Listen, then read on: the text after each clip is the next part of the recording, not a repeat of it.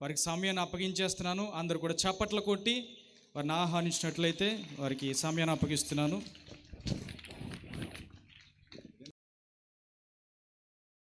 నా ఆత్మీయులందరికీ నా హృదయపూర్వక వందనములు ప్రభు పేరట తెలియజేస్తున్నాను. అలాగే తమ్ముడు జిన్నా వాళ్ళ నాన్నగారు వాళ్ళ కుటుంబం నాకు ఎప్పటి నుంచో పరిచయం. చాలా సంవత్సరాలుగా వాళ్ళు ఆత్మీయ కుటుంబంగా నాతో పాటు మా అందరితో పాటు కలిసి కొనసాగుతున్నారు. సో వారి యొక్క ఆహ్వానాన్ని మన్నించి ఈరోజు ఈ విధంగా ఈ వేదిక మీద నిలబడడం జరిగింది. అలాగే ఈ సభకు వచ్చినటువంటి నా అక్క చెల్లెమ్మలకు, అన్నదమ్ములకు, ప్రభువునందు ప్రియులైన ప్రతి ఒక్కరికి నా హృదయపూర్వక వందనములు ప్రభు పేరిట తెలియజేస్తున్నాను.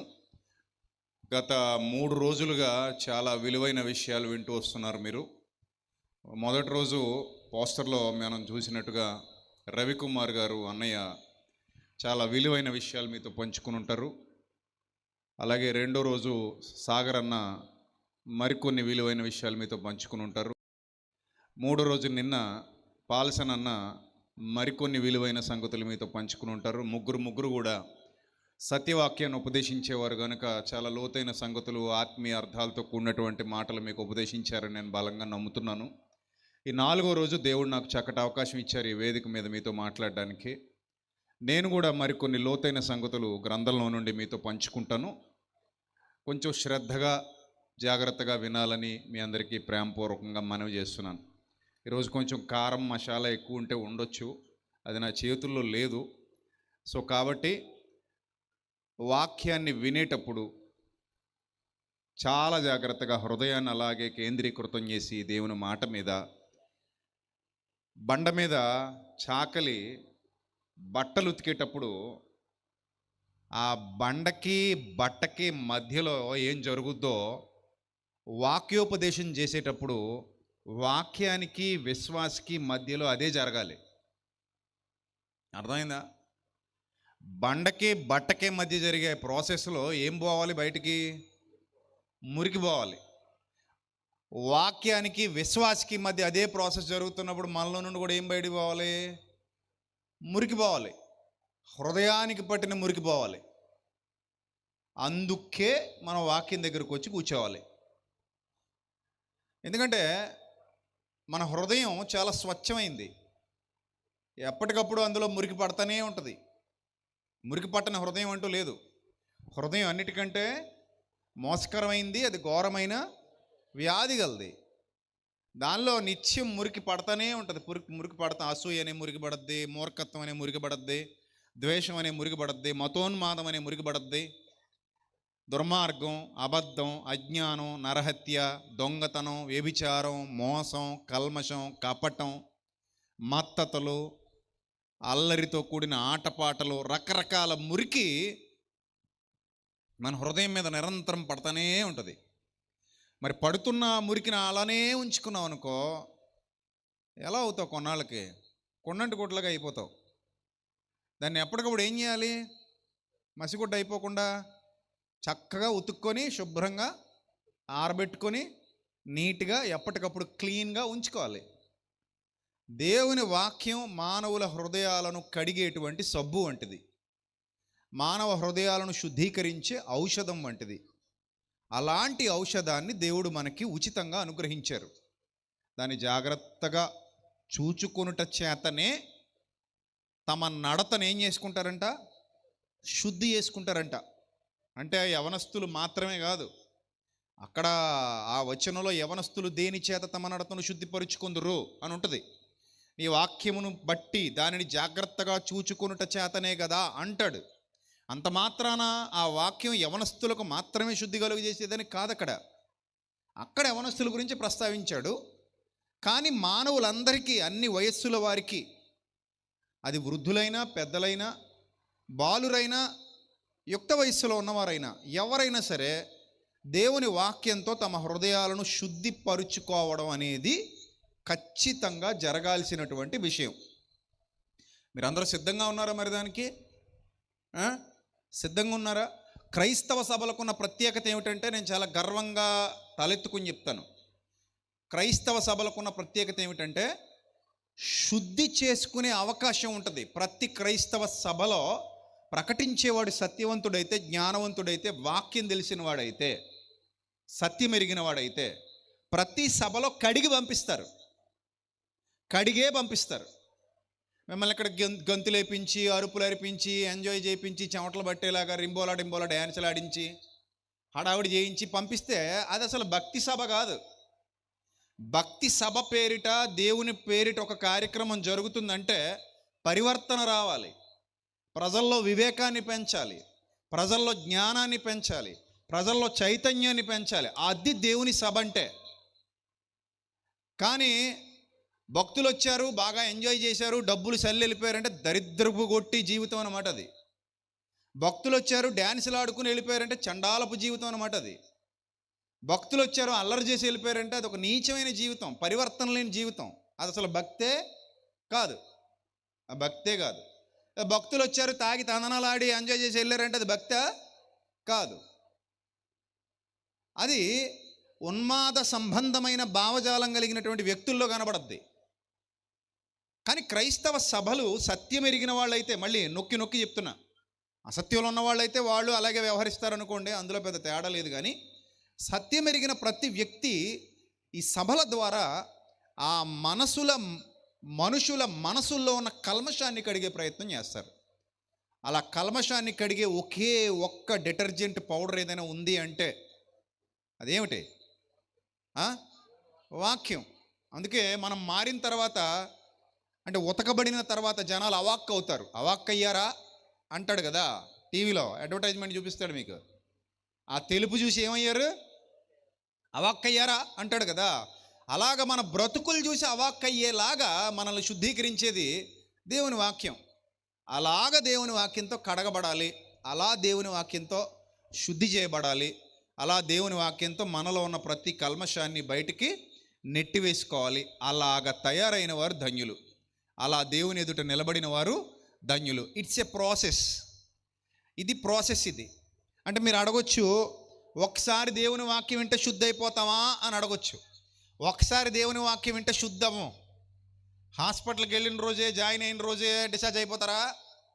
పెద్ద వ్యాధితో వెళితే, కొంచెం ముదిరిన వ్యాధితో వెళ్ళారు, వెళ్ళిన అరగంటకే ఒక ఇంజక్షన్ చేసి పంపించేస్తాడా? ముదిరిన వ్యాధితో వెళితే వెళ్ళరు కదా, పంపించరు కదా. ట్రీట్మెంట్ తీసుకోవడానికి కొన్ని రోజులు అక్కడ అడ్మిట్ అవ్వాలి, కొన్ని రోజులు హాస్పిటల్లో ఉండాలి, అవసరమైతే ఐసీయూలో పెట్టాలి. మొత్తం ట్రీట్మెంట్ అంతా పూర్తయిన తర్వాత 10 రోజులు 15 రోజులు ఉంచుకొని వ్యాధి తీవ్రతను బట్టి అప్పుడు పంపిస్తారు. మన హృదయం అన్నిటికంటే ఘోరమైందంట, అది మోసకరమైందంట, అది భయంకరమైన వ్యాధి కలదట. దాన్ని గ్రహింపగలవాడేవాడన్నాడు. మరి అలాంటి వ్యాధిగ్రస్తుల్ని ఒక్క వాక్యంతో, ఒక్క ప్రసంగంతో సంపూర్ణులుగా తీర్చిదిద్దే పరిస్థితి ఉండదు. అందుకే ఎక్కువ మురుకున్నప్పుడు ఎక్కువ డిటర్జెంట్ అవసరం అవుద్ది. ఎక్కువ మురుకున్నప్పుడు ఎక్కువగా ఉతకాల్సినటువంటి పరిస్థితి ఏర్పడుతుంది. అలాగా మనం ప్రతిరోజు దేవుని వాక్యంతో మనల్ని మనం ఉదక స్నానము చేత ఏం చేయాలి? శుద్ధిపరుచుకోవాలి. అలాగా ప్రతిరోజు శుద్ధి జరుగుతూ ఉంటే యేసుక్రీస్తుకు సమరూపమైన వారుగా, ఆయన సారూప్యంలోనికి మనం వెళ్ళగలుగుతాం. అర్థమైందమ్మా? యేసుక్రీస్తు సారూప్యంలోనికి మనందరం వెళ్ళాలా వద్దా? వెళ్ళాలి కదా. సో ఎందుకు వెళ్ళాలి అనే విషయం మీద ఈరోజు మనం మాట్లాడుకోబోతున్నాం. కనుక వాక్యం వినడానికి అందరూ సంసిద్ధంగా ఉన్నారా? మరి ఉన్నారా? మరి చిన్న పని చేస్తారా వాక్యం వినడానికి సంసిద్ధంగా ఉన్నోళ్ళు? చిన్న పని చేయాలి. ఏంట పని? ఫోన్లు ఉన్నాయి అందరి దగ్గర, ఉన్నాయి లేవా? తెచ్చుకున్నారు లేదా? అయ్యో తెచ్చుకుంటారు, తెచ్చుకోకుండా ఎట్టొస్తారు మీరు? అది సైలెంట్లో పెట్టేయండి ముందు. పెట్టేస్తే ప్రార్థన చేసుకుని వాక్యంలోకి వెళ్దాం. ఫోన్లన్నీ సైలెంట్లో పెట్టేయాలి. అలా కాదండి నేను బైబిల్ ఫోన్లోనే చూసుకుంటానంటే సైలెంట్లో పెట్టినా చూసుకోవచ్చు, ఫ్లైట్ మోడ్లో పెట్టినా బైబిల్ యాప్ ఓపెన్ అవుతుందా? అవుతుంది కదా. ఫ్లైట్ మోడ్లో పెట్టేయండి. అంటే కొన్ని సందర్భాల్లో మధ్యలో లేచి ఏదో పెద్ద పని ఉన్నట్టు, వీళ్ళకే ఫోన్ వచ్చినట్టు తిరుగుతుంటారు కొంతమంది. మళ్ళీ వచ్చి కూర్చుంటారు, మళ్ళీ అలాగే వెళ్తుంటారు, మాడుకుంటూ మళ్ళీ వస్తుంటారు. అలాంటి వాళ్ళు ఫోన్లు తీసుకుని కానుకలు పెట్టి లేచేయండి. మధ్యలో ఎవరైనా లేచి ఫోన్ మాట్లాడారంటే వాళ్ళు ఫోన్ తీసుకుని కానుకలు సంచి లేచేయండి, దరిద్రం వదిలిపోద్ది. అర్థమైందా? కాబట్టి ఫోన్లన్నీ పెట్టండి, ఫ్లైట్ మోడ్లో పెట్టండి. పెట్టేశారు అందరూ? పెట్టారా? పెట్టలేదా? ఎవరో తీసినట్టు కనబడలేదు నాకు. పెట్టేశారా?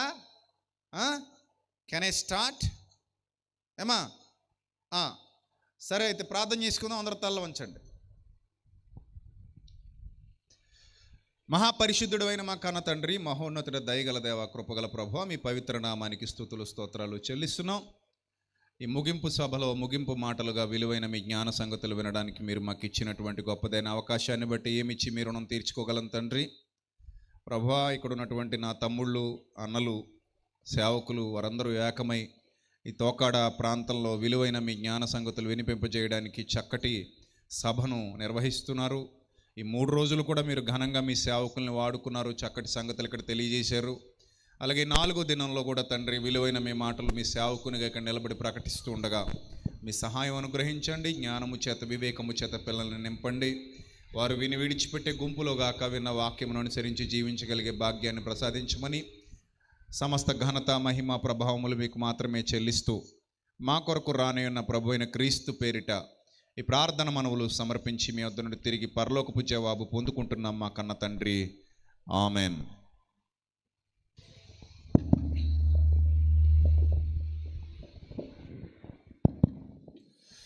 ప్రియులరా, స్థిర నివాసము కొరకైన సిద్ధపాటు, చాలా మంచి ఆలోచనతో కూడినటువంటి సభ. స్థిర నివాసం అంటే 2 విషయాలు ఉన్నాయి మనకి ఇక్కడ. మొదటిది, ఈ భూమి మీద బతికినంతకాలం మనకు నివాసం ఉండాలి. నివాసం లేకుండా ఉండడం కష్టమే కదా. ఎండకి మన బాడీలు ఎక్స్పోజ్ అవ్వకుండా, ఎండను బడి చచ్చిపోకుండా మంచి ఇల్లు ఉండాలి. తర్వాత ఈ ఎండ నుండి మాత్రమే కాకుండా వర్షం నుండి కాపాడబడడానికి మనకు మంచి ఇల్లు ఉండాలి. వర్షం నుండి మాత్రమే కాకుండా చలి నుండి కాపాడుకోవడానికి కూడా మనకు మంచి ఇల్లు ఉండాలి. ఈ 3 కాకుండా పురుగులు, పాములు, పశువులు, మృగాలు ఇలాంటివి ఏవి మన మీద దాడి చేయకుండా మనకు మంచి ఇల్లు ఉండాలి. ఇది మాత్రమే కాకుండా దొంగలు మన వస్తువులు దోచుకుపోకుండా మనకు మంచి ఇల్లు ఉండాలి. ఇన్నింటి నుండి మనల్ని ఇల్లు ఏం చేస్తుంది? సంరక్షిస్తుంది. అవునా? ప్రొటెక్షన్ ఇస్తుంది. ఇల్లు ఒక ధైర్యం, ఇల్లు ఒక సంతోషం, ఇల్లు ఒక ఆనందం, ఇల్లు ఒక రక్షణ. అందుకే ఆది మానవుల కాలం నుండి అప్డేట్ అవుతూ రకరకాల ఇల్లు కట్టుకుంటూ వచ్చాం. మనం ఇప్పటికే రకరకాల ఇల్లు కట్టుకుంటూ వస్తున్నాం. ఇంటి చుట్టూ కరెంటు కూడా పెట్టించుకుంటున్నాం. ఎందుకంటే ప్రొటెక్షన్. ఇల్లు అనేది మనకు ఒక ఆనందాన్ని ఇచ్చేది. అందుకే ఒక సగటు మనిషి జీవితంలో సొంత ఇల్లు కోసం చాలా కష్టపడతాడు. ఈ సంగతి మీ అందరికీ తెలుసు, అవునా? చాలామంది అడుగుతుంటారు కూడా, అయ్యగారు ఇల్లు కట్టుకోవాలని ప్రార్థన చేయండి అంటారు. ఆ ఇల్లు కోసం అప్పులు చేస్తారు, ఆ ఇల్లు కోసం లోన్లు పెట్టుకుంటారు, ఆ ఇల్లు కోసం చాలా ఇబ్బందులు పడతారు. ఇంతకీ ఎంత కష్టపడి, ఎంత ప్రొటెక్షన్, ఎంత ఆనందం, ఎంత సంతోషం ఇచ్చే ఇల్లు ఎన్ని సంవత్సరాలు మనతో ఉంటుంది అని ఆలోచిస్తే మీరు చెప్పండి, ఎన్ని సంవత్సరాలు ఉంటాం మనం కట్టుకున్న ఇంట్లో? చెప్పాలమ్మా. మీకు అందరికి మాటలు వచ్చాము మొగోళ్ళ? ఏమా తెల్ల బట్టలు వేసుకున్న దేవదూతలు, గోల్డ్ చీరలు, మీరందరూ తెలుగు మాట్లాడగలరు కదా, వినపడితే చెవులు కూడా. మరి దేనికో దానికి స్పందించండి. శుభ్రంగా భోజనం చేసి వచ్చి నిద్ర వస్తున్నట్టు అలా పెట్టకండి ఫేసులు. ఏదైనా అడిగితే టక్కని సమాధానం చెప్పాలి. అర్థమైందా? ఏం అడిగాను ఇప్పుడు నేను? ఆ అందంగా కట్టుకున్న ఇంట్లో మనం ఎంతకాలం ఉంటాం అని అడిగాను. ఎంతకాలం ఉంటాం చెప్పాలి గట్టిగా. ఒరే నాయన, మీ సౌండ్కి ఇబ్బంది ఇచ్చేస్తున్నా నాకు. ఏదో ఒకటి చేయండి. ఏం చేయాలి? ఇంకో మైక్ ఇస్తావా? అస్తమాని కుయ్ కుయ్ అని రైలు గోల్లా ఉందా మనకి? అది కట్టి ఎంతకాలం ఉంటావమ్మా? ఓ టైం ఉందా మనకేమైనా? టైము లేదమ్మా. ఎందుకో చెప్పనా? మొన్ననే హైదరాబాదులో ఒక ఆయన ఇల్లు కట్టుకున్నాడు. నాకు తెలిసిన కుటుంబమే. పాపం ఓపెనింగ్కి రమ్మని నన్ను అడిగారు. నాకు కుదరలేదు, వెళ్ళలేదు. వేరే మీటింగ్స్ ఉన్నాయి. నెక్స్ట్ టైం హైదరాబాద్ వచ్చినప్పుడు వచ్చి ప్రార్థన చేస్తానని అన్నాను. మంచి విశ్వాసే. ఈరోజు ఇళ్లలో దిగడం, నిన్న పొద్దున చచ్చిపోయాడు. అర్థమైందా? ఈరోజు ఇళ్లలో దిగడం అయితే ఎప్పుడు చచ్చిపోయాడు? నిన్న పొద్దున చచ్చిపోయాడు. చాలా బాధపడ్డాను నేను. అయ్యయ్యో, ఆ ఒక్కరోజు బతుకుని ఉంటే బాగుండు, కనీసం ఆ హౌస్ ఇనాగరేషన్ అయిపోయిన తర్వాత అందులోకి వెళ్ళి అక్కడ చచ్చిపోయినా కానీ గొడవ లేకపోను కదా. కష్టపడి కట్టుకున్నాడు. గత సంవత్సర కాలం నుంచి ఆ ఇల్లు కట్టడం మీదే దృష్టి అంతా. దానికి మళ్ళీ ఈఎంఐలు కట్టాలి, అక్కడ డబ్బులు పోగేసుకు రావాలి. చాలా పెద్ద ప్రాసెస్. ఇల్లు కట్టడం అంటే చాలా చాలా పెద్ద విషయం. అది అంత చిన్న విషయం ఏం కాదు. అంటే ఇన్నాళ్ళు అద్దెలకి తిరిగాం. ఒక స్థిర నివాసం మనకు ఉండాలి. అక్కడ మనం కొన్ని సంవత్సరాల పాటు ఆనందంగా పిల్ల పాపలతో, కుటుంబంతో, సుఖ సంతోషాలతో బతకాలి. ఈ భావజాలంతోనే ప్రతి ఒక్కరు ఇల్లు కట్టుకుంటారు. సొంత ఇల్లు ఎంతమందికి ఉన్నాయి? చేయి చూపించండి. సొంత ఇల్లు ఏదో ఒక ఇల్లు, చిన్నదో పెద్దదో, ఊరు గుడిసైనా పర్లేదు, సొంతది ఉందా లేదా అంతే. ఉందా? మీకు లేదమ్మా? మరే మీ ఇల్లు ఏమైనా రాయించేసుకుంటాను అనుకుంటున్నావా ఏంటి? సొంత ఇల్లు ఉందంటే ఏమైనా రాయించేసుకుంటాను అనుకుంటున్నావా? అటు చూస్తున్నావు. అందరికి ఉన్నాయిగా సొంత ఇల్లులు, ఇంచుమించు అందరికి ఉన్నాయా? మళ్ళీ ఒకసారి చేయి చూపించండి. ఇంచుమించు సభలో 99 మందికి ఏమున్నాయి? సొంత ఇల్లు ఉన్నాయి. మీరు ఎంత కష్టపడి ఉంటారో ఇల్లు కట్టడానికి, మీరు ఎంత శ్రమపడి ఉంటారు, మీరు ఎంత ఇబ్బంది పడి ఉంటారు. మీరు ఇప్పటికీ లోన్లు కట్టేవాళ్ళు ఉంటారు బ్యాంకులో కదా, ఈఎంఐలు కట్టుకుంటూ ఉంటారు, ప్రతి నెల లోన్లు కడతా ఉంటారు. కొంతమంది అప్పులు చేస్తారు, కొంతమందికి ఏమో తల్లిదండ్రులు ఇచ్చిన ఇల్లులు ఉంటాయి. వాళ్ళు ఎన్ని ఇబ్బందులు పడి కట్టారో మీ అమ్మా నాన్న. మీరు పడకపోయినా, మీకు వారసత్వంగా వచ్చినా మీ అమ్మా నాన్న ఇబ్బంది పడే ఉంటారు. అలాగా ప్రతి ఒక్కరూ ఒక సొంత ఇంట్లో ఉండాలని ఆశపడతారు, సొంత ఇల్లు కట్టుకుంటారు, స్థిర నివాసం ఏర్పాటు చేసుకోవాలి. ఎక్కడంటూ మనకి ఒక ఊరు, ఆ ఊరిలో మనం ఉండాలి, మన బంధువుల మధ్యలో, మన స్నేహితుల మధ్యలో, వాళ్ళతో సంతోషంగా ఆనందంగా బతకాలి అనే ఒక ఫీలింగ్ ఉంటుంది. ఆ ఫీలింగ్లో అందరూ ఈ శరీరంలో ఉన్నంతకాలం ఒక నివాసం కొరకు కష్టపడతారు, శ్రమ పడతారు. మంచిది, నేనేం తప్పు పట్టట్లా, మంచిది. కాకపోతే గ్యారంటీ ఉండట్లేదు. మనం ఇల్లు అయితే కట్టుకుంటాం, కానీ అందులో ఉండి ఎంతకాలం ఉంటాం అనే దానికి నో గ్యారంటీ. ఇంటికి గ్యారంటీ ఉందంట. ఒక ఇల్లు కట్టుకున్న తర్వాత ఇంజనీర్ దగ్గరికి వెళ్ళారనుకో, గ్యారంటీ ఇస్తాడు.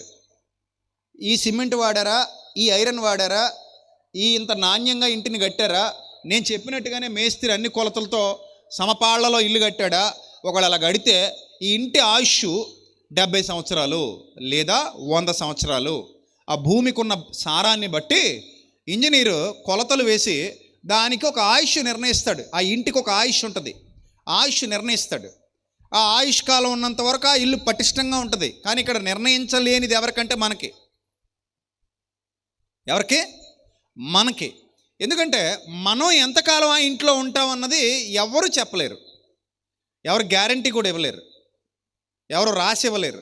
నీకు ఇంతకాలం నువ్వు ఉంటావు, ఇంతకాలం నువ్వు ఈ భూమి మీద బతుకుతావు, ఇంతకాలం నువ్వు ఈ శరీరంలో నివసిస్తావు. ఏ శరీరానికి ఇప్పటి వరకు ఎవ్వరు, ఏ వైద్యుడు, ఏ శాస్త్రవేత్త కూడా ఏమి ఇవ్వలేకపోయారు, గ్యారంటీ ఇవ్వలేకపోయారు. No warranty, no guarantee. అదే నేను చెప్తున్నాను. హైదరాబాద్లో జరిగినటువంటి సంఘటన, రేపు ఇళ్లలో దిగడం. ఈరోజు పొద్దున ఆయన చనిపోయాడు. ఎంత బాధాకరం, ఎంత విచారకరం అది. ఆ కుటుంబం చాలా దిగ్భ్రాంతికి లోనైంది. అరే, ఇంత కష్టపడ్డాడు కదా, కానీ ఆ రుచి చూడలేకపోయాడు. నాకు మోషే గారు గుర్తొచ్చారు. 40 సంవత్సరాల పాటు ఇశ్రాయేలీలతో ప్రయాణం చేశారు ఆయన. ఆయన గోల్ ఏంటంటే ఈ మందంతటిని ఎక్కడ తీసుకెళ్ళాలి? కనాను దేశాన్ని స్వతంత్రించుకునేలా చేసి వాళ్ళకి ఆ భూభాగాలు పంచిపెట్టేస్తే ఆయన బాధ్యత తీరిపోద్ది. అప్పుడు చచ్చిపోయినా పర్లేదు. ఆయన గోల్ ఒకటే, ఆయన లక్ష్యం ఒకటే. బానిసత్వంలో మగ్గిపోతున్నటువంటి బిడ్డలందరినీ నాయకుడిగా ముందుండి నిలబడి కష్టాలు భరించి, కన్నీళ్లు భరించి, నిందలు భరించి, అవమానాలు భరించి, ఎన్ని సూటిపోటి మాటలు మాట్లాడుతున్నా, వెనక నుండి గుచ్చుతున్న కోరహు, దాతాను, అభిరాములు అంటోళ్ళు తిరుగుబాటు చేసిన, ఇంటి వాళ్లే మిరియాము, అహరోను కొన్ని సందర్భాల్లో వ్యతిరేకంగా మాట్లాడినా, ఆయనకి ఎన్ని కష్టాలు, కన్నీళ్లు ఎదురైనా, ఎన్ని అవమానాలు, నిందలు ఎదురైనా వాటన్నిటిని భరించి ఈ లక్షల మంది ప్రజల్ని పాలు తేనెలు ప్రవహించే కనాను దేశానికి నడిపించాలన్న బాధ్యత గలవాడై, దేవుడు అప్పగించినటువంటి బాధ్యత గలవాడై చక్కగా వెళ్ళాడు. అలా వెళ్ళినప్పుడు, అలా కష్టపడుతున్నప్పుడు, అలా శ్రమ పడుతున్నప్పుడు చిట్ట చివరికి వెళ్ళాక చిన్న పొరపాటు జరిగిపోయింది జీవితంలో. ఆ పొరపాటు వల్ల దేవుడు అన్నాడు, నువ్వు రావడానికి లేదన్నాడు. ఏమన్నాడు? నువ్వు రావడానికి లేదు. ఎక్కడికి? ఇన్నాళ్ళు నువ్వు దేనికోసం అయితే కష్టపడ్డావో, ఇన్నాళ్ళు నువ్వు దేనికోసం అయితే శ్రమపడ్డావో, ఆ పాలు తేనెలు ప్రవహించే దేశం బోర్డర్ కూడా నువ్వు దాటడానికి లేదన్నాడు. నువ్వు లోపలికి నీకు ఎంట్రీ లేదన్నాడు. చాలా బతిమలాడతాడు. అయ్యా ప్లీజ్ ప్రభు ఒకసారి ఆలోచించు, నాకు కూడా ఎంట్రీ ఇప్పించు, నేను నాయకుణ్ణి, ఇన్నాళ్ళు ఇంత కష్టపడ్డాను, ఇంత శ్రమపడ్డాను, 40 ఏళ్ల పోరాటం, నాకు ఒక్కసారి అవకాశం ఇప్పించు, నేను కూడా అడుగుపెట్టి చచ్చిపోతా అంటే దేవుడు ససేమిరా ఒప్పుకోలేదు. నో అనేసాడు. అంతే, నో, నువ్వు వెళ్ళవంతే, నువ్వు వెళ్ళవు, నువ్వు చేసిన తప్పును బట్టి నువ్వు వెళ్ళవు, ఎక్కడ చచ్చిపోమన్నాడు. కళ్ళతో చూశాడు, చచ్చిపోయాడు. మీకు ఆ విషయం చెప్పనా? ఆయన హార్స్ పవర్ ఏం తగ్గల, ఆ ఇంజిన్ పవర్ ఏం తగ్గల, కళ్ళు బాగున్నాయి, కాళ్ళు బాగున్నాయి, సత్తువ తగ్గల, చాలా బలంగా దృఢంగా ఉన్నాడు. 120 years వచ్చినా కూడా ఏమాత్రం ఆయనలో దృఢత్వం సన్నగిల్లలేదు. అంత బలమైన దేహం కలిగి ఉన్నాడు కూడా మరణవశం అయ్యాడు దేవుడు అవకాశం ఇవ్వకపోవడాన్ని బట్టి. బాగా అర్థం చేసుకోండి. దేవుడు అవకాశం ఇవ్వకపోతే మనం ఈ సభకు వచ్చేవాళ్ళమా? దేవుడు అవకాశం ఇవ్వకపోతే 2026లో అడుగు పెట్టేవాళ్ళమా? పెట్టం. దేవుడు అవకాశం ఇచ్చాడు కాబట్టే మనం ఈరోజు ఎలా ఉన్నాం? సజీవులుగా ఉన్నాం. ఇది దిప్పు కొంచెం. సజీవులుగా ఉన్నాం. సజీవులుగా ఉండి ఆయన చిత్తాన్ని జరిగించగలుగుతున్నాం. రైట్. ఇప్పుడు కొన్ని విషయాలు మీకు చెప్తాను, జాగ్రత్తగా వినండి. ఈ భూమి మీద మానవుల ఆయుష్కాలం ఏదైతే ఉందో అది శాశ్వత కాలం ఉండేది కాదు. ఇంకొంచెం, అది శాశ్వత కాలం ఉండేది కాదు. మానవుల ఆయుష్కాలం అది ఇటు పెట్టుకో చాలు. మానవుల ఆయుష్కాలం అల్పమైనది, స్వల్పమైనది. ఎంత అల్పమైనది, ఎంత స్వల్పమైనది అంటే దేవుడు ఒక మాట చెప్పాడు, మీరు ఎంతలో కనబడతారు అంతలో ఏమవుతారు? మాయమవుతారు అన్నాడు. నిజమా అబద్ధమా? అది నిజమా అబద్ధమా? మీరు ఎంతలో కనబడతారు అంతలో ఏమవుతారు? మాయమవుతారు. అంటే ఎంతలో కనబడి అంతలో మాయమైపోయేటువంటి ఆవిరి వంటి జీవితాలు మనందరికీ ఉన్నాయి. మరి ఇక్కడి నుంచి వెళ్ళిపోతాం అన్నది సత్యం. ఉంటామా వెళ్ళిపోతామా? ఒకసారి మనస్ఫూర్తిగా చెప్పండి, ఉంటామా వెళ్ళిపోతామా? ఎంతమంది వెళ్ళిపోతారో చేయి చూపించండి. ఇప్పుడు కాదులేండి, టైం అయిపోయాక చేయి చూపించండి మళ్ళీ ఒకసారి. అంటే మీకు క్లారిటీ వస్తుంది. చేయి చూపించండి, ఏం తప్పులేదు. ఆవిడ వెళ్దేమో అలాగే కూర్చుంది పాపం. వెళ్ళమమ్మ, ఇంకా ఇక్కడే ఉండిపోతావా? ఇంకో 10,000 సంవత్సరాలు ఉంటావా? అందరు వెళ్ళిపోతాం కదా. ఎవరిని ఉంటాం ఇక్కడ? ఎవరు ఉంటాం? అందరూ వెళ్ళిపోతాం. నేను కూడా వెళ్ళిపోతాను, మీరు కూడా వెళ్ళిపోతారు, అందరూ వెళ్ళిపోతారు. సరే, ఇప్పుడు ఇక్కడ ఉన్నంతకాలం దేనికోసం ఆలోచించామని చెప్పాను ఇప్పటిదాకా మీకు వాక్యం? దేనికోసం? స్థిర నివాసం కోసం. ఏ స్థిర నివాసం? ఇక్కడ ఒక ఇల్లు కావాలి మనకి, పటిష్టంగా ఉండే ఇల్లు కావాలి, సుఖంగా అందులో కాపురం ఉండాలి, సంతోషంగా ఉండాలి. నా తర్వాత మళ్ళీ ఆ ఇల్లు ఎవరికి ఇచ్చేయాలి? నా కూతురుకో, కొడుక్కో, అల్లుడికో, మనవడికో, మనవరాలకో ఇచ్చేయాలి. ఇచ్చేసి నేను వెళ్ళిపోవాలి. అందుకే చూడండి, పిల్లలతో చెప్తుంటారు, రే ఇల్లు నీదిరా, ఆ ఇల్లు తమ్ముడిదిరా, ఇదేమో అక్కదిరా, ఇదేమో అన్నయ్యదిరా, పంచేసుకోండిరా, ఈ గదిలో నువ్వు ఉండరా, ఆ గదిలో తమ్ముడు ఉంటాడురా అని చెప్తారా? చెప్పరా? ఖచ్చితంగా చెప్తారు. అలాగా ఇక్కడ మనం స్థిర నివాసం ఏర్పాటు చేసుకున్నా కూడా మనం వెళ్ళిపోతాం. బైబిల్ అదే బోధిస్తుంది. నువ్వు మళ్ళీ పుట్టేస్తావు ఇక్కడని చెప్పట్లా బైబిల్. ఒకవేళ నమ్ముదామన్నా మళ్ళీ పుట్టినోడు ఎవడో మళ్ళీ మనకు ఆ రూపంతో ఎవడో ఇప్పుడు దాకా కనబడ్డా? ఇందిరాగాంధీ చచ్చిపోయి చాలా సంవత్సరాలు అవుతుంది, మళ్ళీ ఇందిరాగాంధీ లాంటి రూపం చూసామా? నెహ్రూ గారు చచ్చిపోయి చాలా సంవత్సరాలు అవుతుంది, చూసామా? గాంధీ మహాత్ముడు చచ్చిపోయాడు, ప్రతిరోజు చూస్తాం మనం అతన్ని. ఎలా చూస్తాం? వాడకం. ప్రతిరోజు మన చేతుల్లోంచే మారతాడు తాత, గాంధీ తాత. ఆయన బొమ్మ చూడకుండా మనకు పూట గడదు, ఆయన బొమ్మ చూడకుండా మనకు రోజు నడదు, ప్రతిరోజు చూస్తాం ఆయన్ని. మరి అలాంటి వ్యక్తి మళ్ళీ ఇప్పుడేం పుట్టాడా? మళ్ళీ వచ్చాడా ఆ రూపంతో? రాలా. అంతెందుకు, మన ఆంధ్రుల అందాల నటుడు ఎన్టీ రామారావు గారు చచ్చిపోయారు, మళ్ళీ వచ్చాడా? ఇప్పుడు దాకా చూసామా? చూడలా. ఏదో వాళ్ళ మనోడు ఆయనలాగే ఉంటాడని అంటారు, కానీ అలాగే ఉండడు. ఆయన రూపం వేరు, ఈయన రూపం వేరు, ఏదో అక్కడ చిన్న చిన్న పోలికలు ఉంటాయి అంతే. ఆయన పూర్తిగా వేరుగా ఉంటాడు, ఈయన వేరుగా ఉంటాడు. ఆయన కలర్ వేరు, ఈయన కలర్ వేరు. సేమ్ అదే మనిషి ఎక్కడ మనకు కనబడట్లా, అదే మనిషి మనకి ఎక్కడ రావట్లా. రేపొద్దున మీరు చచ్చిపోయినా అంతే. మళ్ళీ వచ్చేయడం అనేది ఏం లేదు. బైబిల్ ఏం చెప్తుందంటే, ఇతర విశ్వాసాల గురించి నాకు సంబంధం లేదు కానీ బైబిల్ ఏం చెప్తుందంటే, ఒక్కసారే మనుషులు జన్మిస్తారంటోంది, ఒక్కసారి మనుషులు మృతి చెందుతారంటోంది, ఆ తర్వాత తీర్పు జరుగుతుందంటోంది. కొందరు నిత్య నివాసాలకు వెళ్ళిపోతారట, స్థిర నివాసాలకి. కొందరు నిత్య వేదనకు వెళ్ళిపోతారట, వాళ్ళ క్రియలను బట్టి ఆ ఫలితం ఉంటుందని బైబిల్ చెప్తోంది కదా. మనుష్యుడా, నువ్వు ఏం విత్తుతావో ఆ పంటను కొయ్యాలి. ఇది విత్తే కాలం. విత్తే కాలం అంటే భూమి మీద జీవించిన 60 సంవత్సరాలు 70 సంవత్సరాలు విత్తనాలు విత్తే కాలం అట. సెమినార్లో పాట రిలీజ్ చేయాలి, ఇదే అంశం మీద ఒక పాట రాశాను, కానీ కొన్ని కారణాల వల్ల ఆ పాట విడుదల ఆగింది. ప్రభు చిత్తం అయితే ఈ మధ్యలో ఎప్పుడో విడుదల చేస్తాం యూట్యూబ్లో, మన ఛానల్లో. ఇది విత్తనాలు విత్తే కాలం. ఈ 60-70 సంవత్సరాలు ఏ కాలం? విత్తనాలు విత్తే కాలం. పంట కోసే కాలం ఒకటి ఉంది, అది మరణం తర్వాత. మనుష్యుడా, నువ్వు ఏం విత్తుతావో ఆ పంటనే కోస్తావు. ఇప్పుడు మనందరం పంట కోయట్లా, ఏం చేస్తున్నాం? విత్తనాలు విత్తుతున్నాం. గలతీ పత్రిక 6వ అధ్యాయంలో మీరు చదువుకుంటారు.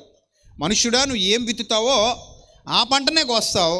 సో కాబట్టి పంట కోసే కాలానికి వెళ్ళటానికి ముందు మీరు అందరూ సిద్ధంగా ఉండాలి కదా. మరి విత్తనాలు విత్తే కాలంలో ఉన్నాం, త్వరలో మనం ఏం చేయబోతున్నాం? పంట కొయ్యబోతున్నాం. గలతీ పత్రిక 6వ అధ్యాయము 8వ వచనంలో చెప్పాడు ఆ మాట. ఎలాగనగా క్షయబీజమును బట్టి విత్తువాడు మోసపోకుడి, దేవుడు వెక్కిరింపబడడు. మనుష్యుడు ఏం విత్తునో ఆ పంటనే కోస్తాడు. ఎలా అనగా తన శరీరాచ్చలను బట్టి విత్తువాడు తన శరీరము నుండి నాశనం అనే పంట కోస్తాడంట, క్షయం అనే పంట కోస్తాడంట. ఆత్మను బట్టి విత్తువాడు తన ఆత్మ నుండి నిత్య జీవము అనే పంట కోస్తాడట. అంటే మీరు అందరూ భూమిని విడిచిపెట్టిన తర్వాత జీవితం ఉంది అని బైబిల్ చెప్తోంది. భూమిని విడిచిపెట్టిన తర్వాత మానవులారా మీ అందరికీ ఏముంది? జీవితం ఉంది. ఇది నిజం. ఇక్కడ ఉన్నంత కాలం మీరు ఇల్లు కావాలి, పొలం కావాలి, స్థలం కావాలి, ఆస్తులు కావాలి, అంతస్తులు కావాలి, భోజనం కావాలి, ఇంకా అవన్నీ తీరిన తర్వాత ఇంకా రకరకాలు ఏవేవో కావాలని ఎలాగైతే ఎదురు చూశారో, నీడ్స్, ఫిజికల్ నీడ్స్ ఉంటాయి ఇక్కడ. ఆ నీడ్స్ అన్నీ మనకి ఎలా కావాలని ఎదురు చూస్తున్నామో, మరణించిన తర్వాత కూడా కొన్ని నీడ్స్ ఉంటాయి ఆత్మకు కావాల్సినవి. అవి దేవుడు సమకూరుస్తున్నాడట. అక్కడ ఒక లోకం ఉందంటున్నాడు దేవుడు. ఎందుకంటే దేవుడు ఉన్నాడంటే దేవుడు ఉండడానికి ఒక లోకం ఉందనేగా. దేవదూతలు ఉన్నారంటే వాళ్ళు ఉండే ఒక లోకం ఎక్కడో ఉందనే కదా. అది ఎక్కడుందో, ఎంత దూరం ఉందో మనం వెళ్ళగలమా లేదా, అది మన వల్ల అవ్వదు. కానీ ఉంది, దేవుడు ఉన్నాడు, ఒక లోకం ఉంది. ఢిల్లీ ఉంది, ఢిల్లీలో ప్రధానమంత్రి ఉన్నాడు, ఢిల్లీలో అధికారులు ఉన్నారు, పెద్దలు ఉన్నారు, వాళ్ళు దేశాన్ని అంతటినీ పరిపాలిస్తున్నారు ఢిల్లీలో కూర్చొని. కానీ మనకు ఢిల్లీ ఎక్కడ కనబడదు. ఆడికి వెళ్తే తప్ప ఆ ఢిల్లీలో ఎవరు ఎక్కడున్నారు, ఏంటి, ఎలా పరిపాలిస్తున్నారు మనకేమీ తెలియదు కదా. సో అలాగే పరలోకం ఉంది, పరలోకం నుంచే ప్రభుత్వం నడుస్తోంది, పరలోకం నుంచే సమస్తాన్ని పరలోకపు తండ్రి అయిన దేవుడు పరిపాలిస్తున్నాడు. ఆయన కంటికి కనబడ్డు అదృశ్య దేవుడు, ఆయన దూరంగానే ఉన్నాడు, కానీ సమస్త లోకాలను ఆయన పరిశీలిస్తున్నాడు, పరిశోధిస్తున్నాడు, పరిపాలిస్తున్నాడు. ఆ విషయం మనకు అర్థమైతే దేవుడున్నాడు, ఆయనుండే ఒక లోకం ఉంది. దేవుడున్నాడు, ఆయనుండే ఒక లోకం ఉంది. ఈ లోకాన్ని తాత్కాలికంగా సృష్టించాడు ఆయన. ఇది సృష్టింపబడిన లోకం, నిత్యం ఉండే లోకం కాదు ఇది. భూలోకం సృష్టింపబడినటువంటి లోకం, నిత్యం ఉండే లోకం అని బైబిల్ చెప్పలా. ఇక్కడ ఉన్న మనుషులు సృష్టింపబడినటువంటి మనుషులు, నిత్యం ఉండేవాళ్ళు కాదు. అందుకే మన్నైనది వెనుకటి వలె మన్నైపోవును అన్నాడు ప్రసంగి గ్రంథంలో. ఆత్మ దాన్ని దయచేసిన దేవుని యొద్దకు మరలా పోతుంది. ఇదంతా టెంపరరీ, ఇదంతా తాత్కాలికం. ఇది నిత్యం ఉండేది కాదు, ఇది శాశ్వతంగా ఉండేది కాదు, ఇది యుగయుగాలు ఉండేది కాదు. సూర్యుడు శాశ్వతం కాదు, చంద్రుడు శాశ్వతం కాదు, నక్షత్రాలు కూడా శాశ్వతం కాదని చెప్పడానికి అప్పుడప్పుడు నక్షత్రాలు ఏమవుతుంటాయి? రాలిపోతుంటాయి. మనం చూస్తుంటాం, అరే నక్షత్రం పడిపోతుందిరా అనుకుంటాం. నక్షత్రాలు రాలిపోవడం మనం చూస్తుంటాం చాలాసార్లు. ఆకాశంలో నక్షత్రాలు రాలిపోతూ మనకు కనబడుతుంటాయి. సో ఈ భూమి కూడా శాశ్వతం కాదు, ఇదంతా స్థిరమైనది కాదు, అస్థిరమైనది అని వాక్యం చెబుతోంది. మనుష్యుల జీవితాలు కూడా అస్థిరమైనవి. అందుకే మనకి శ్మశానాలు ఉన్నాయి. ఏమున్నాయి? శ్మశానాలు ఉన్నాయి. శ్మశానాలు ఎందుకున్నాయి? మనం స్థిరులం కాదు కాబట్టి. మన శరీరాలు స్థిరమైనవైతే శ్మశానాలతో పనుందా? ఉందా? లేదు కదా. మన శరీరాలు స్థిరమైనవి కాదు కాబట్టే శ్మశానాలతో పని వచ్చింది. ప్రతి ఊరికి ఓ శ్మశానం పెట్టుకున్నాం, ప్రతి పట్టణానికి ఓ శ్మశానం ఉంది, ప్రతి దేశంలో శ్మశానాలు ఉన్నాయి. సో కాబట్టి ఈ లోకం శాశ్వతమైనది కాదు. ఈ లోకం అశాశ్వతమైనది. ఇక్కడున్న నివాసం శాశ్వతమైనది కాదు. ఇక్కడున్న నివాసం అశాశ్వతమైనది. శాశ్వతమైన నివాసాలు వేరే లోకంలో ఉన్నాయి. గనుకనే ఆ వేరే లోకంలో నుండి భక్తుల కొరకు, భక్తిహీనుల కొరకు సర్వోన్నతుడైన దేవుని కుమారుడైన క్రీస్తు ఈ లోకానికి రావడం జరిగింది. అంతకుముందు దేవదూతలు వచ్చేవారు, వెళ్ళిపోయేవారు. కానీ శరీరధారిగా క్రీస్తు యేసు అనే మహానుభావుడు ఈ లోకానికి ఎందుకు వచ్చాడు అని అంటే, వేరే లోక యొక్క ఉనికిని నీకు తెలియజేయడానికి, వేరే లోకపు ప్రయాణానికి నిన్ను సిద్ధపరచడానికి. నీకు ఎక్కడ కాదు స్థిర నివాసం, వేరే లోకంలో ఉంది అన్న సత్యాన్ని నీకు బయలుపరచడానికి. అందుకే ఆయన నోటి వెంట వచ్చిన ఒక అద్భుతమైన మాట మీరు చూస్తే, యోహాను సువార్త 14వ అధ్యాయంలో చాలా విలువైన మాట ప్రభు చెప్పారు. యోహాను సువార్త 14వ అధ్యాయం 2వ వచనం నుంచి చదువుదాం ఒకసారి.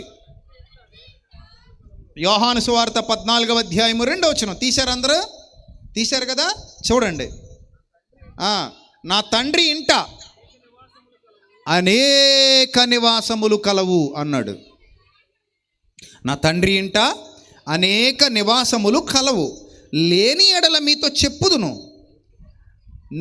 నేను మీకు స్థలము సిద్ధపరచ వెళ్ళుతున్నాను అన్నాడు. ఆ పాయింట్ మీరు అందరూ అర్థం చేసుకోండి. ఏం చేస్తున్నాడంట ఆయన? ఏం చేస్తున్నాడంట? స్థలం సిద్ధపరచడానికి వెళ్తున్నాడంట. ఎక్కడికి వెళ్తున్నావు ప్రభువా? ఎక్కడికి వెళ్తున్నావు? అమెరికాకా, ఆఫ్రికాకా, ఆస్ట్రేలియాకా, జపాన్కా, చైనాకా? ఎక్కడికి వెళ్తున్నాడు ఆయన? అమ్మా ఎక్కడికి వెళ్తున్నాడు? మరో లోకానికి. పాయింట్ అర్థం చేసుకోండి. బైబిల్ చదువుకుంటూ వెళ్ళిపోవడం కాదు. ఆ బైబిల్లో ఉన్న సత్యాలు మన హృదయంలో ముద్రపడిపోవాలి. అప్పుడే మన భక్తి జీవితం బాగుంటుంది. అర్థమైందా? నేను మీకు ఏం సిద్ధపరచడానికి వెళ్తున్నాను? స్థలం సిద్ధపరచడానికి వెళ్తున్నాను. స్థలం ఎక్కడ సిద్ధపరచబోతున్నాను? మరో లోకంలో సిద్ధపరచబోతున్నాను. మరో లోకంలో. నేను ఇప్పుడు ఈ లోకానికి వచ్చాను, ఈ లోకం నుండి మరో లోకానికి వెళుతున్నాను. ఈ లోకం భూలోకం మీ అందరికీ తెలుసు. ఆయన వెళ్ళబోయే ఆ మరో లోకమే పరలోకం. దాని పేరేమిటి? పరలోకం. నేను పరలోకానికి వెళుతున్నాను, మీకు స్థలం సిద్ధపరచడానికి వెళుతున్నాను. ఎంత బాగుందో చూసారా మాట? ఎంత భరోసా ఇస్తుందో చూసారా మాట? ఎంత శక్తిని, ధైర్యాన్ని, విశ్వాసాన్ని ఇస్తుందో చూసారా మాట? చెప్పినవాడు అబద్ధికుడు కాదు, చెప్పినవాడు నీతిమంతుడు, చెప్పిన ఆయన సత్యవంతుడు, చెప్పిన ఆయన సర్వోన్నతుడైన దేవుని కుమారుడు, చెప్పిన ఆయన యథార్థవంతుడు. ఆయన చెప్పాడు.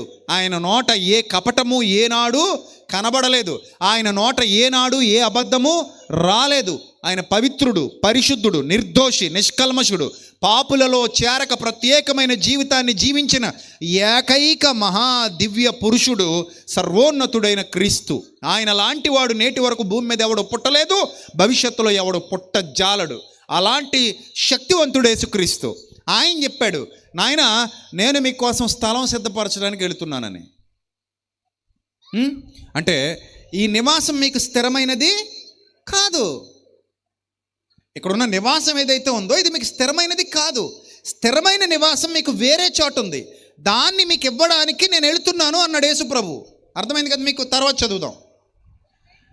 నేను వెళ్ళి మీకు స్థలము సిద్ధపరిచిన ఎడల. ఎంత బాగుంది చూడండి ఈ మాట. ఇంకా బాగుంటుంది, ఇంకా బాగుంటుంది. యేసు ప్రభు నిన్ను ఇక్కడ కాపాడేవాడు కాదు. యేసు ప్రభు నీకు ఎక్కడ ఉపయోగపడేవాడు, ఇక్కడ మాత్రమే ఉపయోగపడేవాడు కాదు. యేసు ప్రభు ఎక్కడ ఉపయోగపడతాడు, కానీ ఇక్కడ మాత్రమే ఉపయోగపడేవాడు కాదు. యేసు ప్రభు నిన్ను ఇక్కడ వదిలేసేవాడు అంతకంటే కాదు. ఏమన్నాడు తెలుసా? అసలు ఎంత గొప్ప వాగ్దానం అది! ఎంత గొప్ప వాగ్దానం! నేను ఉండు. మళ్ళీ మనసు పెట్టి చదవండి. ఏముంది అక్కడ? నేను ఉండు స్థలములో మీరును ఉండులాగున మరలా వచ్చి నా యొద్ద ఉండుటకు మిమ్మల్ని. బాబా ఎంత గొప్ప వాగ్దానం అండి ఇది. ఇది రాసుకోండి ఇళ్లల్లో, ఇది అంటించుకొని పెట్టుకోండి, మీ ఫోన్లో ఇది పెట్టుకోండి. ఎంత గొప్ప భరోసా, ఎంత గొప్ప ధైర్యం, ఎంత గొప్ప స్థిరవాక్యం, ఎంత గొప్ప ప్రవచన వాక్యం. యేసుప్రభు ఇస్తున్న మాట ఇస్తున్నాడు ఆయన, తప్పని దేవుడు, మాట తప్పని వాడు ఆయన. ఏమిస్తున్నాడు ప్రభు మనకి? మాట ఇస్తున్నాడు. ఏమని మాట ఇస్తున్నాడు? నేనుండు స్థలములో మీరును ఉండులాగున మరలా వస్తాను, నా యొద్ద ఉండడానికి మిమ్మల్ని తీసుకొని పోతాను, నేను వెళ్ళుచున్న స్థలమునకు మార్గము మీకు తెలియనని చెప్పాను. అంటే దీన్ని బట్టి మీకు ఏమర్థమైంది? ఈ భూమి మీద మీరు ఉండాలనుకుంటున్నారు, కానీ ఇదేమి స్థిరం కాదు. మీరు వేరే లోకానికి ట్రాన్స్ఫర్ అవ్వాల్సిందే, షిఫ్ట్ అవ్వాల్సిందే, ఇక్కడ ఉండడానికి లేదు. కొంతమందట చంద్రుడి మీద స్థలాలు కొనుక్కున్నారట. నాకు నవ్వు వస్తుంది. సెలబ్రిటీలు ఉన్నారు అందులో, చంద్రుడి మీద స్థలాలు కొన్నవాళ్ళలో. అసలు ఇప్పటి వరకు చంద్రుడి మీద జీవం లేదు, మానవ నివాసయోగ్యంగా చంద్రగోళం లేదు, చంద్రుడి మీద మనిషి బతికే అవకాశాలే లేవు. కానీ ఒక రకంగా చెప్పాలంటే ఒళ్ళు కొవ్వెక్కి డబ్బులు ఎక్కువైపోయి ఏం చేయాలో తెలియక అమ్మేవాడు ఉంటే కొనేవాడు ఉంటాడు అన్నట్టు ఆడు అమ్మేశాడు, ఇడు కొనేశాడు. ఇంక విచిత్రం ఏంటి చెప్పనా? అమ్మినోడు కూడా అమ్మిన చోట ఉండలేదాడు, అమ్మినోడు కూడా ఇక్కడోడే, ఇక్కడే ఉంటూ అమ్మేశాడు. ఎక్కడుంటాడు? మహా అయితే అమెరికాలోనో ఆస్ట్రేలియాలోనో అక్కడక్కడ తిరుగుతాడు, ఇక్కడే తిరుగుతాడు. పోనాడు ఏమైనా అక్కడికి వెళ్ళి ఎవరి దగ్గర కొన్నికి అమ్మాడు, దాని లింక్ డాక్యుమెంట్ ఎక్కడుంది, ఆడికెవడు అమ్మాడు, ఇవన్నీ గుడ్డు గొర్రెలకు అవసరం లేదు. ఆడు అమ్మాడు, ఈడు కొనేసుకున్నాడంట. మాకు చంద్రుడి మీద కూడా సైట్ ఉందబ్బా అని చెప్పుకోవడానికి అంతే. ఏనాడైనా వెళ్ళి సచ్చావరా? పోనీ సచ్చాకైనా ఆడికి వెళ్తావరా? చావకముందైనా వెళ్తావరా? ఒరే ఒళ్ళి 2 రోజులు ఉండి రాగలవరా? పోనీ ఎండాకాలం సెలవుల్లో మీ పిల్లల్ని తీసుకుని వెళ్ళి సత్తావరా అక్కడికి? అలాంటిది ఏమైనా అవకాశం ఉంటుందిరా? ఏముండదు. మరి ఏముంది? చంద్రుడి మీద మాకు సైట్ ఉందబ్బా అని చెప్పుకుని సావడానికి తప్పితే, అదొక పిచ్చి వెర్రి పైత్యం తప్పితే ఏమీ కాదు. అలాంటి వాళ్ళు ఉన్నారు ఇప్పుడు మన భూమండలం మీద. చంద్రుడు నరునికి నివాసయోగ్యమైన వాడు కాడు. అక్కడ పచ్చని మొక్కలుండవు, సెలయేళ్ళుండవు, జీవనదులుండవు, నీటి ఊటల బావులుండవు, మళ్ళాగా పలకరించుకోవడానికి అక్క చెల్లి తమ్ముడు పెద్దమ్మ పెదనాన్న అన్నయ్య ఎవరు ఉండరు, అమ్మ నాన్న ఎవరు ఉండరు, భార్య భర్త ఎవరు ఉండరు. చౌడు దిబ్బల్లాంటి నేల అంతే. చంద్రుడు స్వయం ప్రకాశ శక్తి కూడా కాదు. సూర్యుని వెలుగు చంద్రుని మీద పడటం వలన చంద్రుడు ప్రకాశిస్తాడు. స్వయం ప్రకాశకుడు కాదు చంద్రుడు, సూర్యుడే స్వయం ప్రకాశకుడు. సూర్యుని వెలుగు వలన చంద్రుడు ప్రకాశిస్తాడు. అర్థమైందా? అంటే స్వయంగా ప్రకాశించే శక్తి కూడా లేని చంద్రుడు ప్రకాశవంతంగా కనబడాలి అంటే సూర్యుడు ఉండాలి. మళ్ళీ సూర్యుడు నలుపెక్కాడు అనుకోండి, చంద్రుడు కూడా ఏమెక్కుతాడు? ఆటోమేటిక్గా నలుపెక్కుతాడు. అర్థమైందా? ఇక్కడ ఏది నివాసం స్థిరం కాదు. పంచభూతములు మిక్కుటమైన వేండ్రముతో లయమైపోవును అని దేవుని వాక్యం సెలవిస్తుంటే కొంతమంది బుర్రలేనోళ్ళు ఇంకా అలా బతికేస్తున్నారు లోకంలో. ఇప్పుడు ఇక్కడ ఉండే జీవితానికే గ్యారంటీ లేదాయే. ఇక చంద్రుడి మీద సూర్యుడి మీద వెళ్ళి ఏం కాపురం పెడతావు నువ్వు? ఇక్కడ కాపురాలకే దిక్కులేదు, మళ్ళీ అక్కడికి వెళ్ళి కాపురం ఏటో మరి. సర్లే, వాళ్ళ గొడవ మనకి ఎందుకు, కానీ ఏదోలా సావనివ్వండి. మనం జ్ఞానం నేర్చుకుందాం. యేసుప్రభు చెప్తున్నారు, ఏమంటున్నారంటే, నాయన నేను మీకు స్థలం సిద్ధపరచు వెళ్ళుచున్నాను, మీరు ఇక్కడ ఉండేవాళ్ళు కాదు, నాతో పాటు వచ్చేయాలి. ఇక్కడ మీరు ఉండడానికి లేదు, ఎందుకంటే ఇది ఉండే లోకం కాదు, ఊడిపోయే లోకం. ఏం లోకం అమ్మ ఇది? ఉండే లోకమా ఊడిపోయే లోకమా? ఊడిపోయే లోకం. అసలు లోకం మాట పక్కన పెట్టు, ముందు ఈ బొమ్మ గొడవ చూడు. ఈ బొమ్మ గొడవ, ఈ బొమ్మకి ఎంతకాలం ఛార్జింగ్ పెట్టాడో దేవుడు అంతకాలం స్విచ్ ఆన్ అయి ఉంటుంది. దేవుడు పెట్టిన ఛార్జింగ్ అయిపోయింది అనుకోండి, బొమ్మ ఏమైపోద్ది? ఆగిపోద్ది. అప్పుడప్పుడు చూడండి, కీ ఇచ్చి వదిలేస్తుంటాం బొమ్మలు. చిన్నపిల్లలు ఆడుకుంటారు కదా, తీర్థంలో కొనుక్కుంటారు, కీ ఇచ్చి వదిలేస్తుంటారు. కీ ఉన్నంతసేపు బొమ్మ ఏం చేస్తుంది? ముందుకెళ్తుంది. అంటే వీడు తిప్పేదాన్ని బట్టి వెళ్తుంది అనమాట. అది వీడు 10 తిప్పులు తిప్పాడు అనుకో, కొంచెం ఎక్కువ దూరం వెళ్తుంది. 5 సార్లే తిప్పాడు అనుకో, సగం దూరం వెళ్తుంది. 2 సార్లే తిప్పాడు అనుకో, కొంచెం దూరం వెళ్తుంది. ఇంకా బాగా ఓవర్గా తిప్పేసాడు అనుకో, తెగిపోయి మొత్తానికి ఆగిపోద్ది. సో బొమ్మకి ఇచ్చినట్టు దేవుడు మనకు కొంత ఆయుష్కాలం ఇచ్చాడు. అంతకాలం ఇక్కడ నడుస్తాం. ఏం చేస్తావో అప్పుడే చేసేయాలి.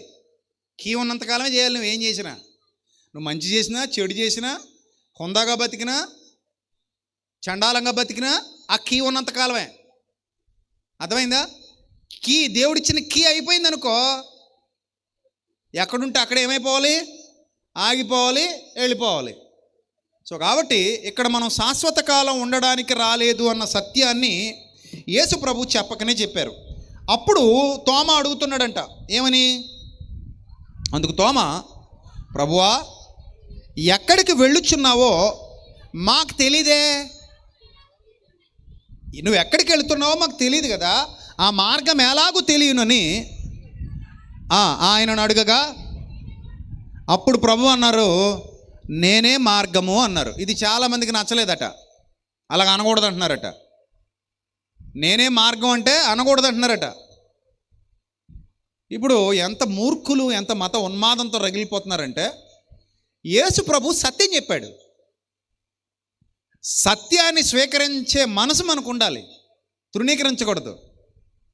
నేనే మార్గము అని ఎందుకు అన్నాడంటే, నువ్వు మరో లోకానికి వెళ్ళాలంటే, నిత్య జీవానికి వెళ్ళాలంటే, పరలోకానికి వెళ్ళాలంటే నా ద్వారానే వెళ్ళాలని చెప్తున్నాడు యేసుక్రీస్తు. ఎందుకు ఆయన నా ద్వారానే అని అంటున్నాడంటే, ఇక్కడ మానవులు పాపం చేసి పరలోక ప్రవేశాన్ని పోగొట్టుకున్నారు. మంతుడు లేడు, ఒక్కడూ లేడు.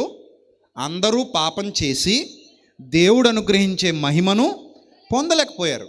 పాపం చేసి పరలోక ప్రవేశాన్ని పోగొట్టుకుంటే, పరిశుద్ధుడైన క్రీస్తు మారు మనస్సు పొందే అవకాశం ఇచ్చి, పరిశుద్ధులనే ట్యాగ్ వేసి చేయి పట్టుకుని నేను తీసుకెళ్తాను రండి, నాకుంది ప్రవేశం, వెళ్ళే అధికారం ఎవరికుంది?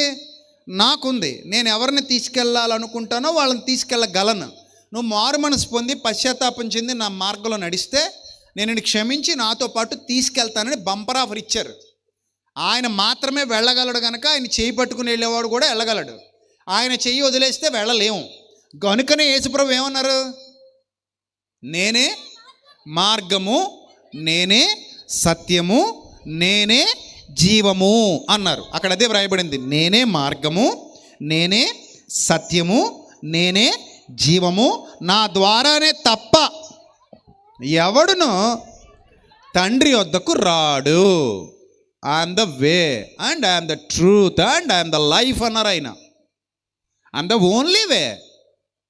నేను మాత్రమే నేను మిమ్మల్ని తీసుకెళ్ళగలను. నాకు ఒక్కడికే ఆ సామర్థ్యం ఉంది. ఎందుకు నీకు ఒక్కడికే ఎందుకు ఆ సామర్థ్యం ఉందని ఎవడైనా ప్రశ్నించాడు అనుకోండి, ఆయన సింపుల్గా ఒక మాట చెప్తాడు, నేను పరిశుద్ధుణ్ణి, పవిత్రుణ్ణి, నిర్దోషిని, నిష్కల్మషుణ్ణి, పాపుల్లో చేరక ప్రత్యేకంగా ఉన్నవాడిని, నువ్వు ఉన్నవాళ్ళగా అని అడుగుతాడు. మేము లేం ప్రభు అని చెప్పాలి. పోనీ ఎవడన్నా ఉన్నాడా అని అడుగుతాడు, ఎవడు లేడు ప్రభు అని చెప్పాలి. నువ్వు ఒక్కడవే ప్రభు అలా బతికినోడు ఈ భూమి మీద, ఈ భూమండలం మీద ఎవడూ లేడు ప్రభు అలాంటోడు. పాపం చేయకుండా బతికినోడు చరిత్రే లేదు ప్రభు ఈ భూమి మీద. ప్రతి ఒక్కడు ఎక్కడో ఒక చోట ఎందులోకి అందులో పడ్డాడు ప్రభు, ఎందులోకి అందులో తప్పు చేశాడు ప్రభు, ఏదో ఒక విషయంలో కాలు జారాడు ప్రభు, ఏదో ఒక విషయంలో దురాలోచనల వెంట సాగాడు ప్రభు. నువ్వు తప్పితే అందరూ ఆ పాపం అంటించుకున్న వాళ్ళే, నువ్వు ఒక్కడివే అలా బతికావు కాబట్టి నీకు ఒక్కడికే అక్కడికే యాక్సెప్టెన్స్ ఉంది, యాక్సెస్ ఉంది, ఇంకెవరికి లేదు. దేవుడు యాక్సెప్ట్ చేసింది నేను ఒక్కరిని మాత్రమే, దేవుడు అంగీకరించింది నేను ఒక్కరిని మాత్రమే, నీకు ఒక్కడికే యాక్సెస్ ఉంది. నీ వేలిముద్ర మాత్రమే డోర్ ఓపెన్ అవ్వడానికి పనిచేస్తుంది, నీ దగ్గర మాత్రమే ఎంట్రీ కార్డు ఉంది. నీ చెంగు పట్టుకుని వస్తేనే మేము రాగలం, నువ్వు అనుమతి ఇస్తేనే మేము రాగలం, నువ్వు అవకాశం ఇస్తేనే మేము రాగలం, నువ్వు తీసుకెళ్తేనే మేము నీతో రాగలం. నువ్వు తీసుకెళ్ళకపోతే ఎవడక్కడికి రాలేడు, ఎందుకంటే ద్వారాలు మూసివేయబడ్డాయి. నువ్వు వెళ్తేనే ద్వారాలు ఓపెన్ అవుతాయి. నీ ద్వారా వచ్చిన వాడికే ద్వారం ఓపెన్ అవుతుంది, నీ ద్వారా రాని వాడికి ఏం ఓపెన్ అవ్వదు? ద్వారం ఓపెన్ అవ్వదు. ఇదే సువార్త, ఇంక ఇందులో ఏముంది వింత? ఇదే సువార్త అంతే. ఏసే మార్గం, ఏసే సత్యం, ఏసే జీవం, అది చెప్పింది బైబిల్. సో ఆయనకు క్వాలిటీస్ ఉన్నాయి, ఆయనకు క్వాలిఫికేషన్ ఉంది. అందుకే ఆయన వాగ్దానం చేశాడు, ఏమనంటే నేను మిమ్మల్ని వేరే లోకానికి తీసుకెళ్తాను, నా ద్వారా తప్ప ఎవ్వడు తండ్రి వద్దకు రాడు అని చెప్పేశాడు. సో ఇది అర్థమైన తర్వాతే భక్తులు మూట ముల్లే సర్దుకున్నారు. అమ్మో మనం ఇక్కడ ఉండిపోవడానికి రాలేదట, మనం ఏం చేయడానికి వచ్చామట? వెళ్ళిపోవడానికి వచ్చాం. మనకి ఈ లోకం నివాసం స్థిర నివాసం కాదు, ఈ లోకం శాశ్వతం కాదు, ఈ లోకం అశాశ్వతం. అందుకే నేను ఎప్పుడో 2015లో పాట రాశాను, ఈ లోకము కాదు శాశ్వతము, పరలోకమే నాకు ఆశ్రయము, నా యేసుని ఆగమనము, మేఘాలపైన పయనము, ఏనాడో ఆ సుదినము వేచి ఉన్నది నా హృదయము, ఈ లోకము కాదు శాశ్వతము, పరలోకమే నాకు ఆశ్రయము. అది పచ్చి నిజం. ఈ లోకం మనకి శాశ్వతం కాదు. ఇది యేసు ప్రభు చెప్పినటువంటి సత్యం. సో దేవుడు ఇక్కడికి వచ్చేస్తాడంటే ఇక్కడికి ఆయన కూడా రాడు. విచిత్రం ఏంటంటే, నేను ఇక్కడికి రాను కానీ నువ్వే నా దగ్గరికి వచ్చే అన్నాడు ఆయన. అర్థమైందా? దేవుడు ఏమన్నాడు, ప్రభా నువ్వు వచ్చేస్తావా మా దగ్గరికి అని అడిగితే, అరే నాయనా నేను వచ్చి ఇక్కడ ఉండేది ఉండదు, ఎందుకంటే ఇది శాశ్వతంగా ఉండడానికి నేను చేసింది కాదు, ఇది కొంతకాలం ఉండిపోయేలాగా చేశాను నేను ఈ భూమిని. కొన్ని సంవత్సరాలు, కొన్ని వేల సంవత్సరాల పట్టి భూమి ఉంటుంది, తర్వాత ఉండదు. పంచభూతాలు మిక్కుటమైన వేండ్రంతో లయమైపోతాయి. ప్రతి సృష్టికి ఒక వినాశనం ఉంటుంది, ఒక ప్రళయకాలం ఉంటుంది, ఒక ముగింపు ఉంటుంది. ఆది ఉంటుంది, అంతం ఉంటుంది, ఒక ముగింపు ఉంటుంది. ఈ భూమికి ముగింపు పలికే రోజు ఒకటి రాబోతుంది. కనుక నేను ఇక్కడ ఉండడానికి కుదరదు, కానీ మీరే నా దగ్గరికి వచ్చేయండి. నేను మిమ్మల్ని నాతో కూడా ఉండడానికి ఏం చేస్తాను, తీసుకెళ్ళిపోతాను. స్థిర నివాసం మనందరికీ అక్కడ ఉంది. ఎక్కడుంది? పరలోకంలో ఉంది. అది ప్రభు బోధించినటువంటి బోధ. అంటే దృష్టి అంతా దేని మీద పెట్టాలట విశ్వాసులు? ఇప్పుడు స్థిర నివాసం కోసం పెట్టాలి. ఎక్కడుంది స్థిర నివాసం? పరలోకంలో ఉంది. దానికోసం సిద్ధపడాలి. దేనికోసం? పరలోకం వెళ్ళడం కోసం సిద్ధపడాలి. అదే బైబిల్ బోధిస్తోంది. చూడండి, మరొక అద్భుతమైన రెఫరెన్స్ మనం దైవ గ్రంథంలో నుండి చూస్తే, కొరింథీయులకు రాసిన 2వ పత్రిక 5వ అధ్యాయం. కొరింథీయులకు రాసిన 2వ పత్రిక 5వ అధ్యాయం మొదటి నుంచి జాగ్రత్తగా చదవండి, మీకు బాగా అర్థమవుద్ది. మొదటి నుంచి ప్రతి pin to pin references, pin to pin చదవాలి. ఎక్కడ ఎక్కడ ఎక్కడ అది ఎక్కడ? ఈ ప్లానెట్ మీద, ఈ ఎర్త్ అనే ప్లానెట్ మీద, ఎర్త్ ఈ ప్లానెట్, భూమి అనే ఈ ప్లానెట్ మీద, భూమి మీద మన గుడారమైన ఈ నివాసం అన్నాడు. బాగా అర్థం చేసుకోండి. భూమి మీద మనకు గుడారం వేసాడు దేవుడు. ఏమిటా గుడారం? ఆత్మకు వేసిన గుడారం శరీరం. భూమి మీద ఆత్మకు వేసిన గుడారం ఏమిటి? శరీరం కదా. ఈ శరీరం లేకుండా ఆత్మ ఇక్కడ ఉండగలదా? ఉండగలదా? ఉండలేదు. మీకు అందరికీ అర్థమయ్యేలా చెప్తాను. గ్యాస్ సిలిండర్ ఉందా? అందులో గ్యాస్ ఉందా? ఉందా? ఓపెన్ చేస్తే ఏమవుద్ది? అందులోనే ఉంటుందా? ఏమ్మా అందులో ఉంటుందా? ఏమవుద్ది? బయటకు వచ్చేస్తుంది.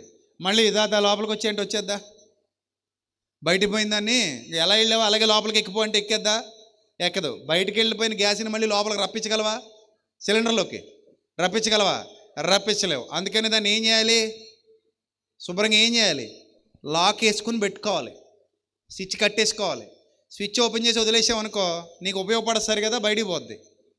అర్థమైందా? అంటే ఆ గ్యాస్ అనేది ఉండడానికి సిలిండర్ ఎలాగైతే ఉపయోగపడుతుందో, ఆత్మ ఉండడానికి దేవుడు ఏర్పాటు చేసిన గుడారమే ఈ శరీరం. ఈ శరీరంలో ఆత్మ ఉంది. ఆత్మ శరీరంలో ఉంది. మన్నైనది వెనుకటి వలె మన్నైపోవును, ఆత్మ దాని దయచేసిన దేవుని యొద్దకు మరలా పోవును. ఇది మీ అందరికీ తెలిసినటువంటి సత్యం. ఈ గుడారంలో ఆత్మనే నువ్వు ఉన్నావు. ఏ గుడారంలో? శరీరము అనే గుడారంలో ఆత్మ అనే మనం నివసిస్తున్నాం. ఇప్పుడు ఇది ఒక రకంగా ఆత్మ నివసించే ఇల్లు. ఆత్మ నివసించే అందమైన ఇల్లు మన శరీరం. అర్థమైందా? నెక్స్ట్ చదవండి. భూమి మీద మన గుడారమైన ఈ శరీరము అనే నివాసము ఏమైపోయినను అన్నాడు? శిథిలమైపోయినను. ఒకనొక రోజు కట్టిది శిథిలావస్థకి వెళ్ళిపోద్దట. ఎక్కడికి వెళ్ళిపోద్దమ్మా? ఎక్కడికి వెళ్ళిపోద్ది? శిథిలావస్థకి వెళ్ళిపోద్ది. శిథిలావస్థకి. ఇప్పటికే కొన్ని శరీరాలు శిథిలం అయిపోయినాయి. అవలా అయిపోయినాయా? మీ పక్కనే ఉన్న ముసలోళ్ళు ఉన్నారేమో చూడండి ఒకసారి. శిథిలం అయిపోయిన ఇల్లు కనబడతాయి మీకు. బాగా ముసలోళ్ళు, పండు ముసలోళ్ళు. ఉన్నారా ఎవరన్నా ఇక్కడ? బాగా ఒక 60-70 ఏళ్ళు వచ్చిన వాళ్ళు ఎవరైనా ఉన్నారా? నిలబడండి ఒకసారి. 60-70-80 పెద్దోళ్ళు. వేదిక మీద ఎవరు ఉన్నారు? వృద్ధులు ఎవరు లేరు ఇక్కడ? బాగా 60-70-80 వృద్ధులు ఎవరు ఉన్నారు ఇక్కడ? 70-80 వృద్ధులు, బాగా ముసలోళ్ళు ఎవరు లేరా? అందరూ పొడిచోళ్ళు వచ్చారు ఈ సభకి.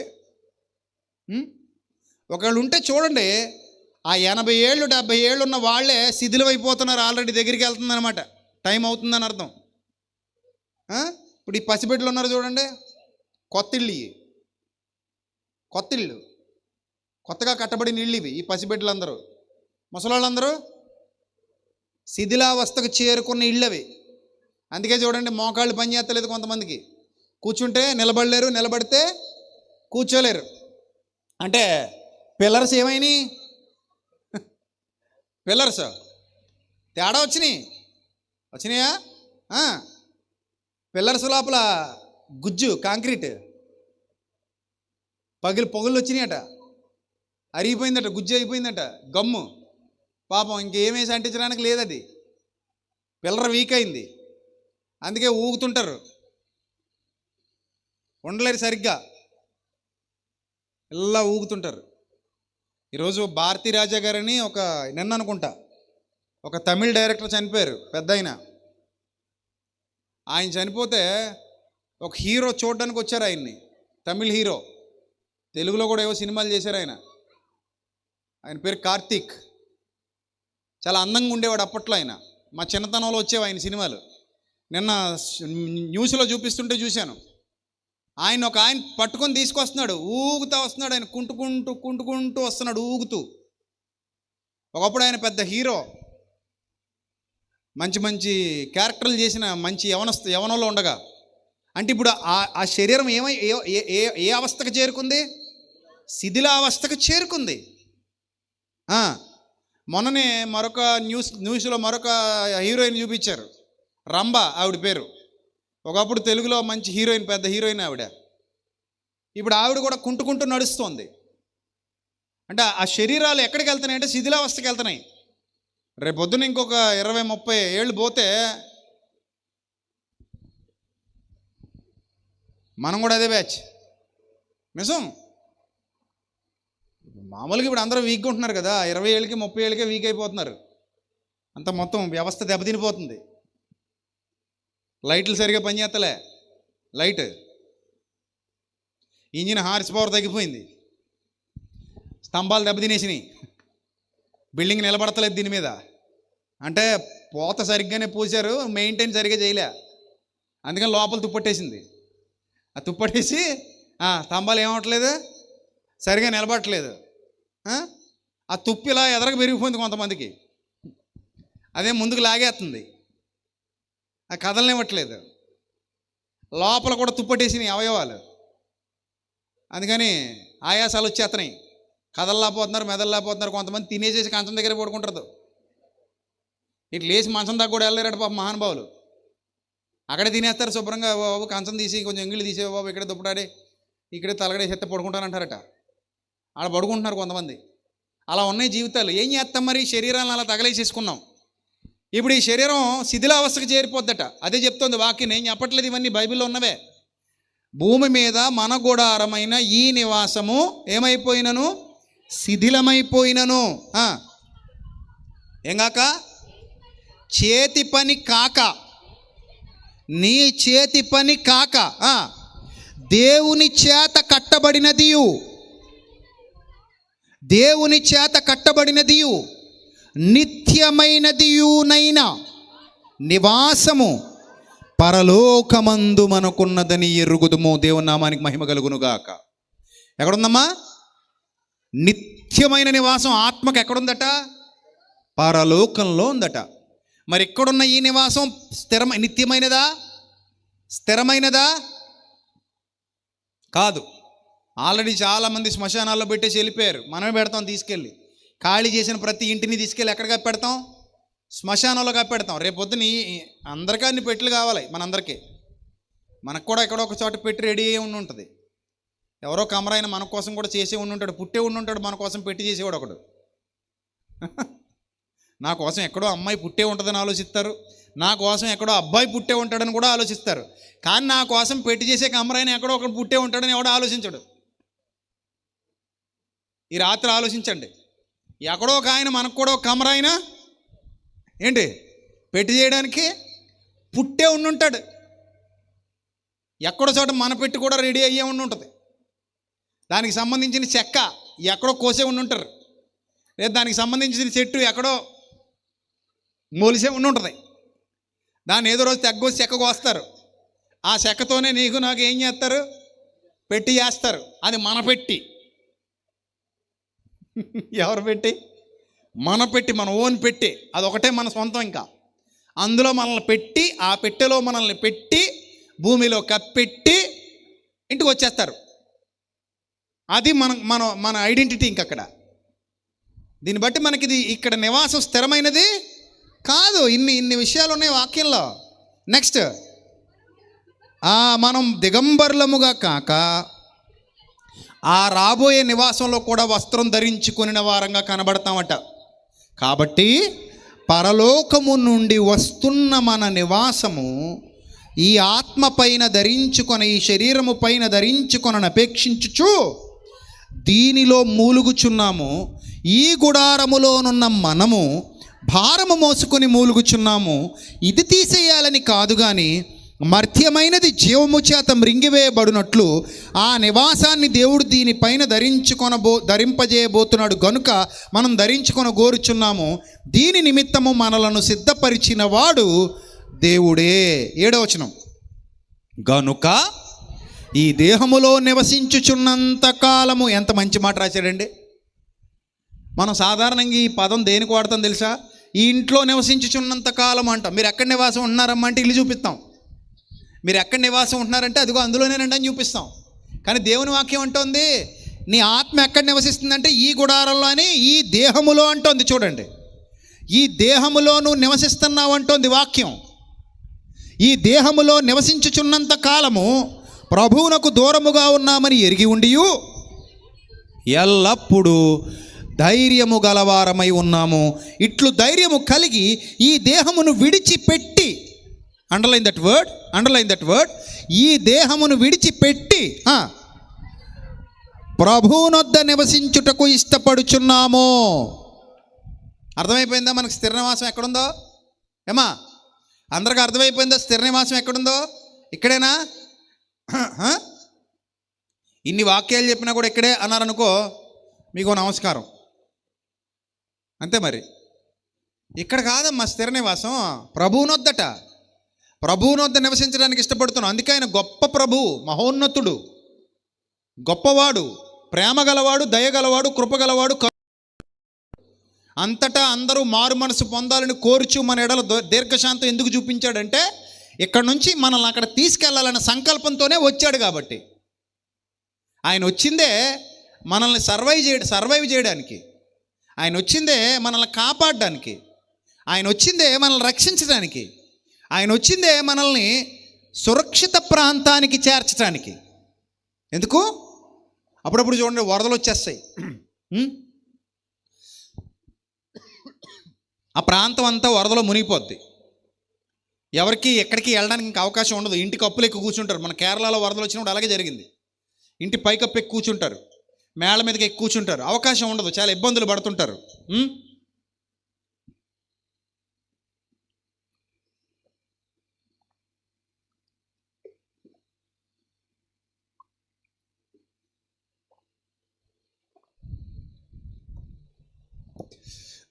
చాలా ఇబ్బందులు పడుతుంటారు.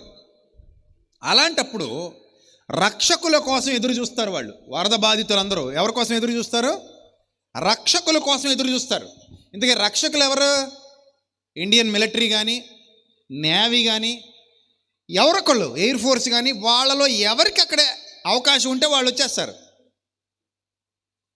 సైనికులు వస్తారు, వాళ్ళు వచ్చి ఆ రెస్క్యూ చేస్తారు. రెస్క్యూ టీమ్ వాళ్ళు వచ్చి ఆ వరద ప్రాంతాలలో ధైర్యంగా దూకి పడవలేసుకుని ప్రయాణం చేసి లైఫ్ జాకెట్లు పెట్టుకొని ప్రాణాలకు తెగించి ఆ వరదలో చిక్కుకున్న వాళ్ళందరినీ కాపాడి సురక్షిత ప్రాంతానికి తరలిస్తారు. రెస్క్యూ టీమ్, వాళ్ళనే రక్షకులు అంటారు. వాళ్ళ కోసం ప్రతి బాధితుడు ఆశగా ఎదురు చూస్తాడు. ఎందుకంటే అక్కడ ప్రమాదం పొంచి ఉంది, ఏ ఒక్కడు తప్పించుకునే పరిస్థితిలో లేడు. అలాగే వదిలేస్తే వాళ్ళందరూ నశించిపోతారు, చచ్చిపోతారు. ఆ మధ్య వరదల్లో చిక్కున్న ఒక ఆయన కొబ్బరి చెట్టు పట్టుకుని వేలాడాడు, చాలా గంటల పాటు ఉండిపోయాడు అక్కడ. రెస్క్యూ టీం వచ్చి కాపాడిన తర్వాత ఆయన బయటపడ్డాడు. ఆ మధ్యకాలంలో చాలామంది ఇల్లు కప్పులెక్కి, మన భారతదేశంలో జరిగిన సంఘటనలు ఇవన్నీ, కప్పుల మీద ఉండిపోయారు ఫ్యామిలీస్. ఈ సైనికులు వెళ్ళి వాళ్ళని కాపాడుకుని తీసుకొచ్చారు బోట్లలో. అక్కడ ఆ రక్షించే సైనికుడు ఎంత విలువైన వాడో, మరణం అనే ఊబిలో చిక్కుకుపోయిన, పాపం అనే ఊబిలో చిక్కుకుపోయిన మనిషిని పాతాళపు బారిన పడకుండా, పాతాళపు యాతనలోనికి వెళ్ళిపోకుండా, నరకాగ్ని నుండి తప్పించడానికి, పరలోకంలో అవకాశం దక్కని వాళ్ళందరికీ కూడా తన కృప ద్వారా పరలోక అవకాశాన్ని ప్రసాదించడానికి, పరలోకాన్ని విడిచిపెట్టి ఈ లోకానికి శరీరధారిగా వచ్చిన నిజమైన రక్షకుడు యేసుక్రీస్తు ప్రభువు. ఆయన ద్వారానే మనం నిత్య జీవానికి వెళ్ళగలం. అర్థమైందా? అంత గొప్ప రక్షణ సర్వమానవాళికి ప్రభు ప్రసాదించారు. ఆయన రక్షకుడుగా ఉదయించారు ఈ లోకంలో. ఆయన లేకపోతే మనకు ఉనికి లేదు, ఆయన లేకపోతే మనకు నిత్య జీవితం లేదు. ఆయనే మనకు నిత్య జీవితాన్ని వాగ్దానం చేశారు. ఈ విషయాలన్నీ మీరు దృష్టిలో పెట్టుకుంటే, ఇప్పుడు వ్రాయబడినటువంటి సంగతులు మనం చదివాం కదా. ప్రభుతో పాటు యుగయుగాలు ఉండబోతున్నాం, ప్రభుతో పాటు నివసించబోతున్నాం, ఈ లోకాన్ని విడిచిపెట్టి వెళ్ళిపోబోతున్నాం, ఇవన్నీ మనం చదువుకున్నాం కదా. ప్రభువుని వద్ద నివసించడానికి ఇష్టపడుతున్నాం, ఇవన్నీ భక్తులు చెప్తున్నారు. అయితే అక్కడికి వెళ్ళటానికి మనం సిద్ధపాటు కలిగి ఉన్నామా? ఇది ఇంపార్టెంట్. ఇక్కడ చివరిగా మనం ఆలోచించాల్సినటువంటి విషయం ఏమిటంటే, ఇన్ని సంగతులు విన్నాం కదా, ఇల్లు కావాలి అనుకున్నప్పుడు ఏం చేసాం? ఇక్కడ ఇల్లు కావాలి అనుకున్నప్పుడు ఏం చేసాం? ప్రయత్నం చేసామా లేదా? ఏమేం ప్రయత్నాలు చేసాం? ముందు ఇల్లు కావాలనుకున్న వాళ్ళందరూ చేసిన ప్రయత్నం ఏంటి? ముందు స్థలం కొనాలి. అంతేనా? ఏం కావాలి? ముందు ఇల్లు కావాలంటే ఏం కావాలి? దానికి తగిన స్థలం చూసుకోవాలి, లేదా కొనాలి, సంపాదించాలి స్థలం. నెక్స్ట్ పునాది వేయాలి. నెక్స్ట్ దానికి కావలసిన వనరులన్నీ సమకూర్చుకోవాలి. నెక్స్ట్ కట్టుబడి పూర్తి చేయాలి. నెక్స్ట్ దాన్ని అందంగా అలంకరించుకోవాలి. నెక్స్ట్ దాంట్లో కావలసిన వస్తువులన్నీ సమకూర్చుకోవాలి. నెక్స్ట్ కాపురానికి వెళ్ళాలి, నివసించడానికి ఇళ్లలో దిగాలి.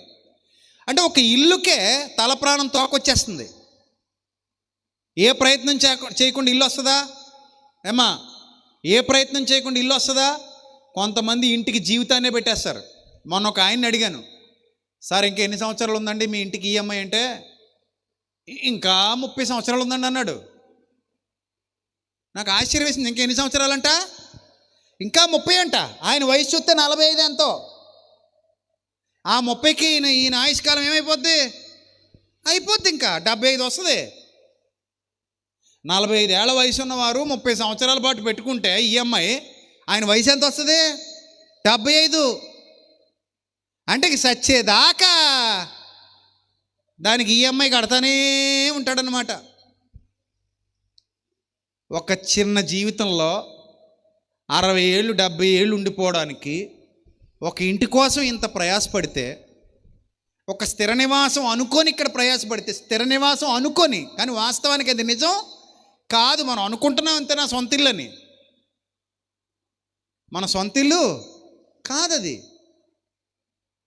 పాట ఉంటుంది, ఏది సొంత ఊరు, ఎవరు సొంత వారు, చావుతో ఈ లోకాన్ని విడిచిపెట్టు ఓ మనిషి. ఏది సొంత ఊరు, ఎవరు సొంత వారు, నీ వారే నీకు కారు, నీ వారే నీకు కారు. మరి అంతే కదా. ఏ సొంత ఊరు కాదు, సొంత వారు కాదు, కానీ అనుకొని బతికేస్తాం ఆనందంగా. నా ఇల్లు అంటాం. ఏమంటాం? నా ఇల్లు అంటాం. దాని మీద పేరు కూడా రాసుకుంటాం. సుబ్బారావు నిలయం, అప్పారావు నిలయం, వెంకటరావు నిలయం. రాస్తాం రాయమా? రాస్తామా? రాసేస్తాం మందని. కానీ తీరా చూస్తే ఆ ఇంట్లో నేను సావనివ్వరు. అది గుర్తెట్టుకో. సావనిస్తారనుకున్నావు నీ పిల్లలు, మనవలు, కోడలు, కూతుళ్ళు, అల్లుళ్ళును. ఎందుకు 6 నెలలు ఖాళీ చేయాలంట? ఏ శాస్త్రవేత్త చెప్పాడో మరి. ఇంట్లో చచ్చిపోతే ఎన్ని రోజులు ఖాళీ చేయాలంట? 6 నెలలు ఖాళీ చేయాలంట.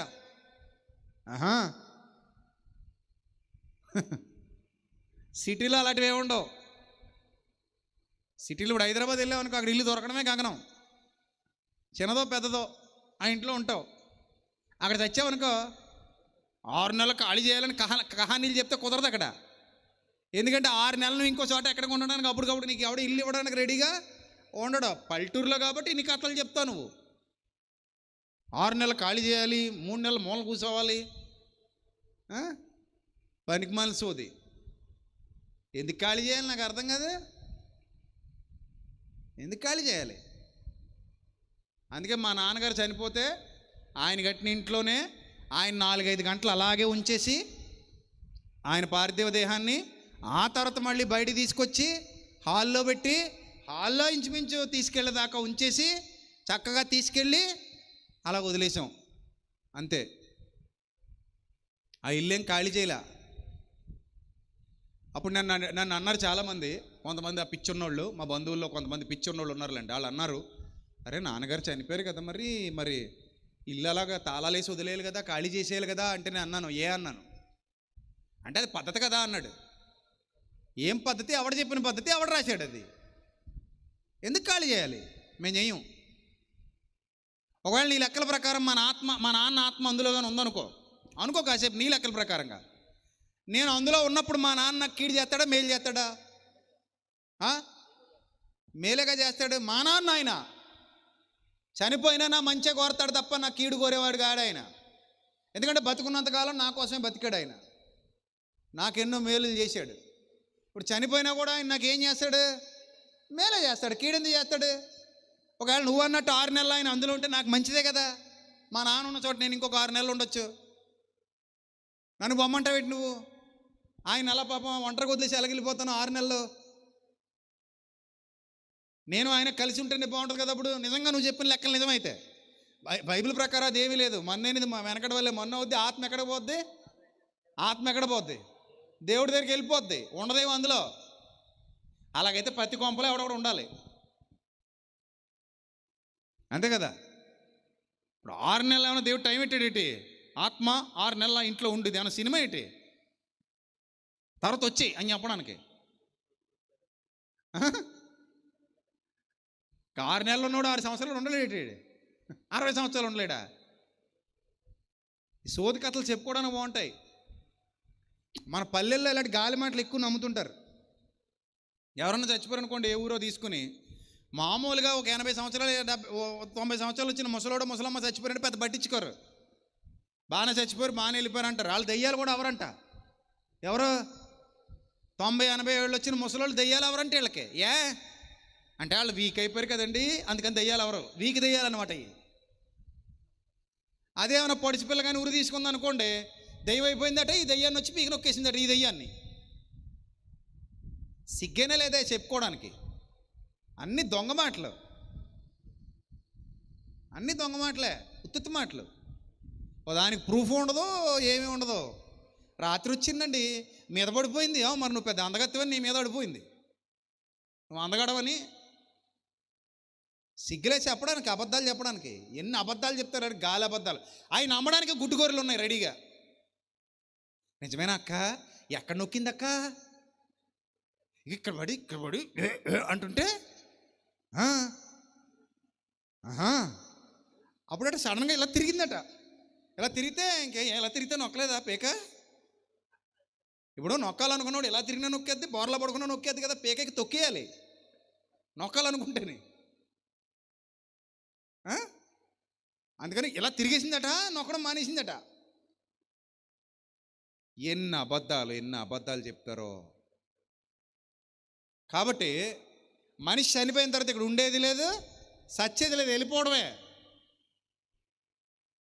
మరి ఈ చిన్న జీవితంలో ఇంటి కోసమే అంత కష్టపడితే రాబోయే లోకంలో ఉన్న ఇంటి కోసం, అక్కడ స్థిర నివాసం కోసం, యుగయుగాలు ఉండడం కోసం ఎంత కష్టపడాలి? కష్టపడాలా వద్దా? కష్టపడాలి. అందుకే దేవుడు ఒక అద్భుతమైన పాఠం చెప్పాడు. అది చెప్పేసి నేను ముగిస్తాను, ఇప్పటికే చాలా సమయం అయిపోయింది. మా జన్న ఏమో పక్కన కూర్చొని అన్న 3 గంటలు 4 గంటలు అంటున్నాడు, కానీ ఇందాక నుంచి నన్ను కీర్తన నాకు అన్న కనీసం 2 గంటలు అన్నా, కనీసం 3 గంటలు అన్నా అన్నాడు. అక్కడ కూర్చున్న దగ్గర నుంచి మొదలెట్టాడు. నేను అన్నాను, ఒరే గంటలు కాదు కానీ సబ్జెక్ట్ ఎంతవరకు ఉంటుందో అంతవరకు మాట్లాడి ముగించేస్తాను రబ్బాయి, ఇక్కడ గంటలు ఉండవని చెప్పాను. అప్పుడు కొంచెం సైలెంట్ అయ్యాడు. లేకపోతే కీర్తనే ఉన్నాడు నాకు ఎక్కిన దగ్గర నుంచి. పాలసన్ అన్న 2 గంటలు చెప్పాడు, సాగర్ అన్న ఇన్ని గంటలు చెప్పాడు, రవికుమార్ అన్న అన్ని గంటలు చెప్పాడు, నువ్వు ఇన్ని గంటలు చెప్పాలంటున్నాడు. నాకు ఆ గంటలు అసలు నేను టైం చూడను. నాకు సబ్జెక్ట్ అయిపోయిందంటే ముగించేస్తాను. ఇప్పుడు ఒక విషయం చెప్పి ముగించేస్తాను. ఆ విషయం ఏమిటంటే, దేవుడు మనకి బుద్ధి నేర్పించడానికి కొన్ని జీవుల్ని పెట్టాడు ఇక్కడ. ఆ జీవులు మనకి బుద్ధి నేర్పించేటువంటి జీవులు, జ్ఞానం కలిగినటువంటి జీవులు. మానవుడి కంటే గొప్పవా అవి అంటే కావు. వాటికంటే గొప్పవాడెవడు? మానవుడే వాటికంటే గొప్పవాడు. కానీ అవి మానవుని కంటే ఉత్తమంగా బతికి చూపిస్తున్నాయి, మానవుడికి జ్ఞానాన్ని నేర్పిస్తున్నాయి. ఈ భూలోకంలో ఉన్నప్పుడే పరలోకం గురించి నువ్వు ఆలోచించాలి. ఈ భూలోకపు నివాసంలో ఉన్నప్పుడే రాబోయే స్థిర నివాసం కోసం నువ్వు వెతకాలి. రాబోయే జీవితం కోసం నువ్వు ప్రాకులాడాలి, ప్రయత్నం చేయాలి, శ్రద్ధగా వెతకాలంటుంది వాక్యం. ఎలా వెతకాలట? శ్రద్ధగా వెతకాలి. ఆ శ్రద్ధ నువ్వు భూమి మీద బతుకున్నప్పుడే ఉండాలి, ఉండి తీరాలి. దానికి కొన్ని రెఫరెన్సెస్ ఉన్నాయి, కొన్ని ఎగ్జాంపుల్స్ ఉన్నాయి. మనం ఒకసారి చూద్దాం. బైబిల్ గ్రంథంలో నుండి సామెతల గ్రంథం 30వ అధ్యాయము 24వ వచనం చూద్దాం. స్క్రీన్ మీద వాటికి సంబంధించినటువంటి ఫోటోలు, వీడియోలు మీకు చూపిస్తూ ఉంటారు. మీరు జాగ్రత్తగా చూస్తూ అర్థం చేసుకోండి. ఆ పక్కన ఉన్న స్క్రీన్ కూడా ఒకసారి చూడండి. ముందున్న వాళ్ళకి మనకు ఆ భాగ్యం లేదులేండి, వెనకనున్న వాళ్ళు చూడనివ్వండి.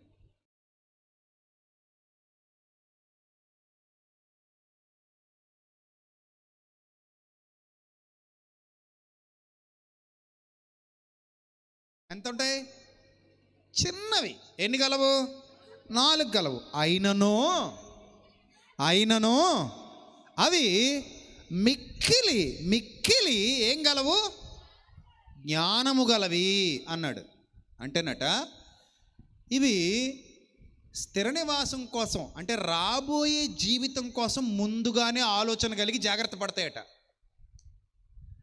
పడతాయి. అలాంటి వాటి గురించి ఇక్కడ మాట్లాడుతున్నాడు. అందులో మొదటిది 25వ వచనంలో చెప్తున్నాడు, చీమలు అన్నాడు. మొదటివి ఏమిటి? చీమలు. అవి బలము లేని జీవులు. ఉన్నాయా? బలం ఉందా లేదా వాటికి? ఎన్ని చీమలు మీ కాళ్ళ కింద పడి చచ్చిపోతాయో, ఎన్ని చీమలు మీరు చేత్తో నలిపి చంపేస్తారో. మీరు దాని మీద తొడేసేసి కూర్చుంటారు, మడమేసేసి కూర్చుంటారు, అది చిరాకొచ్చి కుట్టేద్ది. వెంటనే దాన్ని చేత్తో ఏం చేస్తారు? నలిపి అవతల పడేస్తారు. అంత కోపం మీకు, మిమ్మల్ని కుట్టిందని. నువ్వు దాని మీద మడం వేసేసినా పర్లేదు, బరువు ఆన్ చేసినా పర్లేదు, దాని మీద కూర్చుండిపోయినా పర్లేదు, నిన్ను కుట్టకూడదు. నువ్వు కూర్చున్నందుకే కదా కుట్టింది, నువ్వు తొక్కినందుకే కదా కుట్టింది. అవన్నీ మనకు అనవసరం. నువ్వు నన్ను కుట్టావు, అది తప్పు. అందుకని దాన్ని ఏం చేసావు? నలిపి అవతల పడేసాం. ఎందుకు? బలం లేనిది కాబట్టి. కానీ దానికి బలం లేకపోవచ్చట, కానీ ఏముందట? నీకంటే ఎక్కువ ఏముందట? జ్ఞానం ఉందంటున్నాడు దేవుడు. నీకంటే ఎక్కువ జ్ఞానం ఉంది. అయినను అవి వేసవిలో తమ ఆహారము సిద్ధపరచుకొనును. జాగ్రత్తగా వినండి. ఎప్పుడు సిద్ధపరచుకుంటాయట? వేసవిలో ఆహారం సిద్ధపరచుకుంటాయట. వేసవిలో. కాబట్టి వేసవిలోనే ఎందుకు ఆహారం సిద్ధపరచుకోవాలి చెప్పండి మీరు? స్క్రీన్ మీద చూపిస్తాడు మీకు. చీమలు చూడండి ఎంత చక్కగా వెళ్ళిపోతున్నాయి. ఒక మంచిగా ముందుకు కదులుతూ ఒకదాని వెంట ఒకటి చక్కగా వెళ్ళిపోతుంటాయి. ఎప్పుడు సిద్ధపరచుకుంటాయట? వేసవిలో ఆహారం సిద్ధపరచుకుంటాయి. మీకు ఒక విషయం చెప్పనా? అసలు ఆహారం ఎక్కడ ఉందని చీమకే ఎలా తెలుస్తుంది? సరే, ఒక చీమకు తెలిసింది, గుట్ట అంతటికి ఎలా తెలుస్తుంది? అన్నీ ఎలా వస్తాయి అక్కడికి అంటే చెప్తాను, జాగ్రత్తగా వినండి. ముందుగా ఆహారాన్ని గ్రహించేది, గుర్తించేది రాణి చీమ. చీమల్లో ఒక రాణి ఉంటుంది, రాణి చీమ. అది గుర్తిస్తుంది. అర్థమైందా? మనకులాగా కొట్టుకు చచ్చి ఎలక్షన్లు పెట్టుకుని రాణిని చేసుకోవవి. మనం చూసారా, వార్డు మెంబర్కి 30 మంది, ప్రెసిడెంట్కి 40 మంది, ఎమ్మెల్యేకి 80 మంది, ఎంపీకి 100 మంది. ఎక్కడ చూసినా అందరూ వచ్చారు, నేను పరిపాలిస్తా. విచిత్రం ఏంటంటే అధికారంలోకి వచ్చేదాకా ఎవడో సేవ చేయడు, ఎవడో రూపాయి తీయడు. కానీ అందరికీ మాత్రం అధికారం ఇచ్చేస్తే మేము ప్రపంచాన్ని శుభ్రం చేస్తామని ఎదోకోరులు చెప్తారు. ఎవడో చేయడు. నిజంగా శుభ్రం చేసేవాడు మీకు డబ్బులు పంచిపెట్టాడు ఓటు కోసం. ఓటుకు డబ్బులు పంచిపెట్టాడంటే వ్యాపారం చేస్తానని అర్థం. రేపు పొద్దున అంతకంతా ఏం చేస్తాడు? వెనకేసుకుంటాడు. ఇది జరిగే తంతు. కానీ మైక్ తీసుకుని ఎదోకోరులు ఏం చెప్తారు?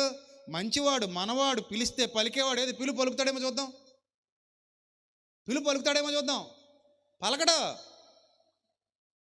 పలకడు. ఇది నిజం, ఇది పచ్చి నిజం. నేను మాట్లాడేవన్నీ వాస్తవాలు. మోసం జరుగుద్ది. కానీ చీమల్లో ఒక రాణి చీమ ఉంటుంది.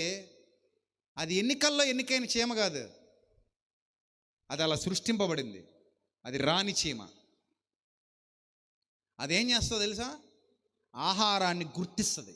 అది చూసి మన రాజకీయ నాయకులు బుద్ధి తెచ్చుకోవాలి. ఈ చీమలను చూసి అది ఆహారాన్ని గుర్తించి మొత్తం తినేసి శిశు బ్యాంకులో దాచేయదు కోట్లు.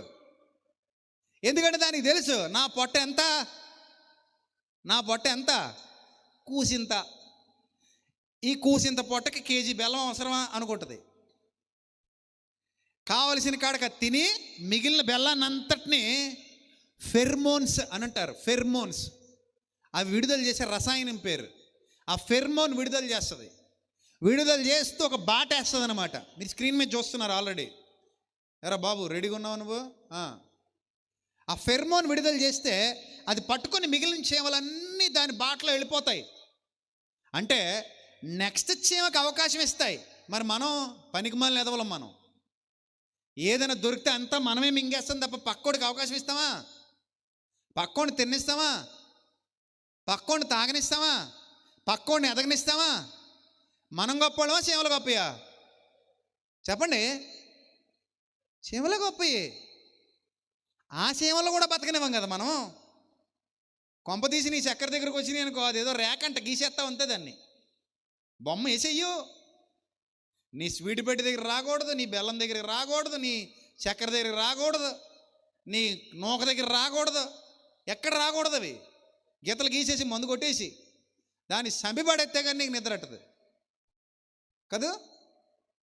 నువ్వు సాటి మనిషిని బతకనివ్వు, సాటి చీమల బతకనిచ్చే చీమను కూడా బతకనివ్వు. అంత ఎదవలు మనుషులు. ఇది నిజం. ఇది మీరు ఒప్పుకోకపోయినా అలా తగలడ్డాం మనం. అందుకే దేవుడు మనల్ని పొగడ్డానికి మన దగ్గర ఏ మంచి ఆయనకు దొరక్క, పొగడ్డానికి ఆయనకు మనసు రాక ఎవరిని పొగుడుతున్నాడు? ఆయన గ్రంథంలో? చిన్న జీవులు, చీమలు చూడు, వాటికి న్యాయాధిపతి లేకున్నను అంటాడు. సామెతల గ్రంథం 6వ అధ్యాయం 6వ వచనంలో ఉంటుంది. మళ్ళీ సామెతల గ్రంథం 6వ అధ్యాయం 6వ వచనం కూడా చూడు. చీమలు, చిన్న జీవులు, వాటికి న్యాయాధిపతి లేకున్నను, పై విచారణకర్త లేకున్నను, అవి వేసవి కాలమందు ఆహారము సిద్ధపరచుకుంటాయి. వేసవి కాలం రాగానే, అంటే ఇది ప్రజెంట్ టైము, ఇదే టైము. చీమల పనికి బయలుదేరే టైం ఇది. సిద్ధపరచుకుని పుట్టలు పెట్టుకుంటాయి. పుట్టలు ఎక్కడ? మట్టి లోపల. ఎలా ఉంటాయి తెలుసా పుట్టలవి? ఎంత వాటర్ పైన ఫ్లో అయినా ఆ పుట్ట లోపలికి నీళ్లు వెళ్ళవు. గ్రేట్ ఇంజనీర్స్ ఎవరు? చీమలు. ది గ్రేట్ ఇంజనీర్స్ అవి. ఆ పుట్టలు చూస్తే మతి పోద్ది. మీకు పాము పుట్ట తెలుసా?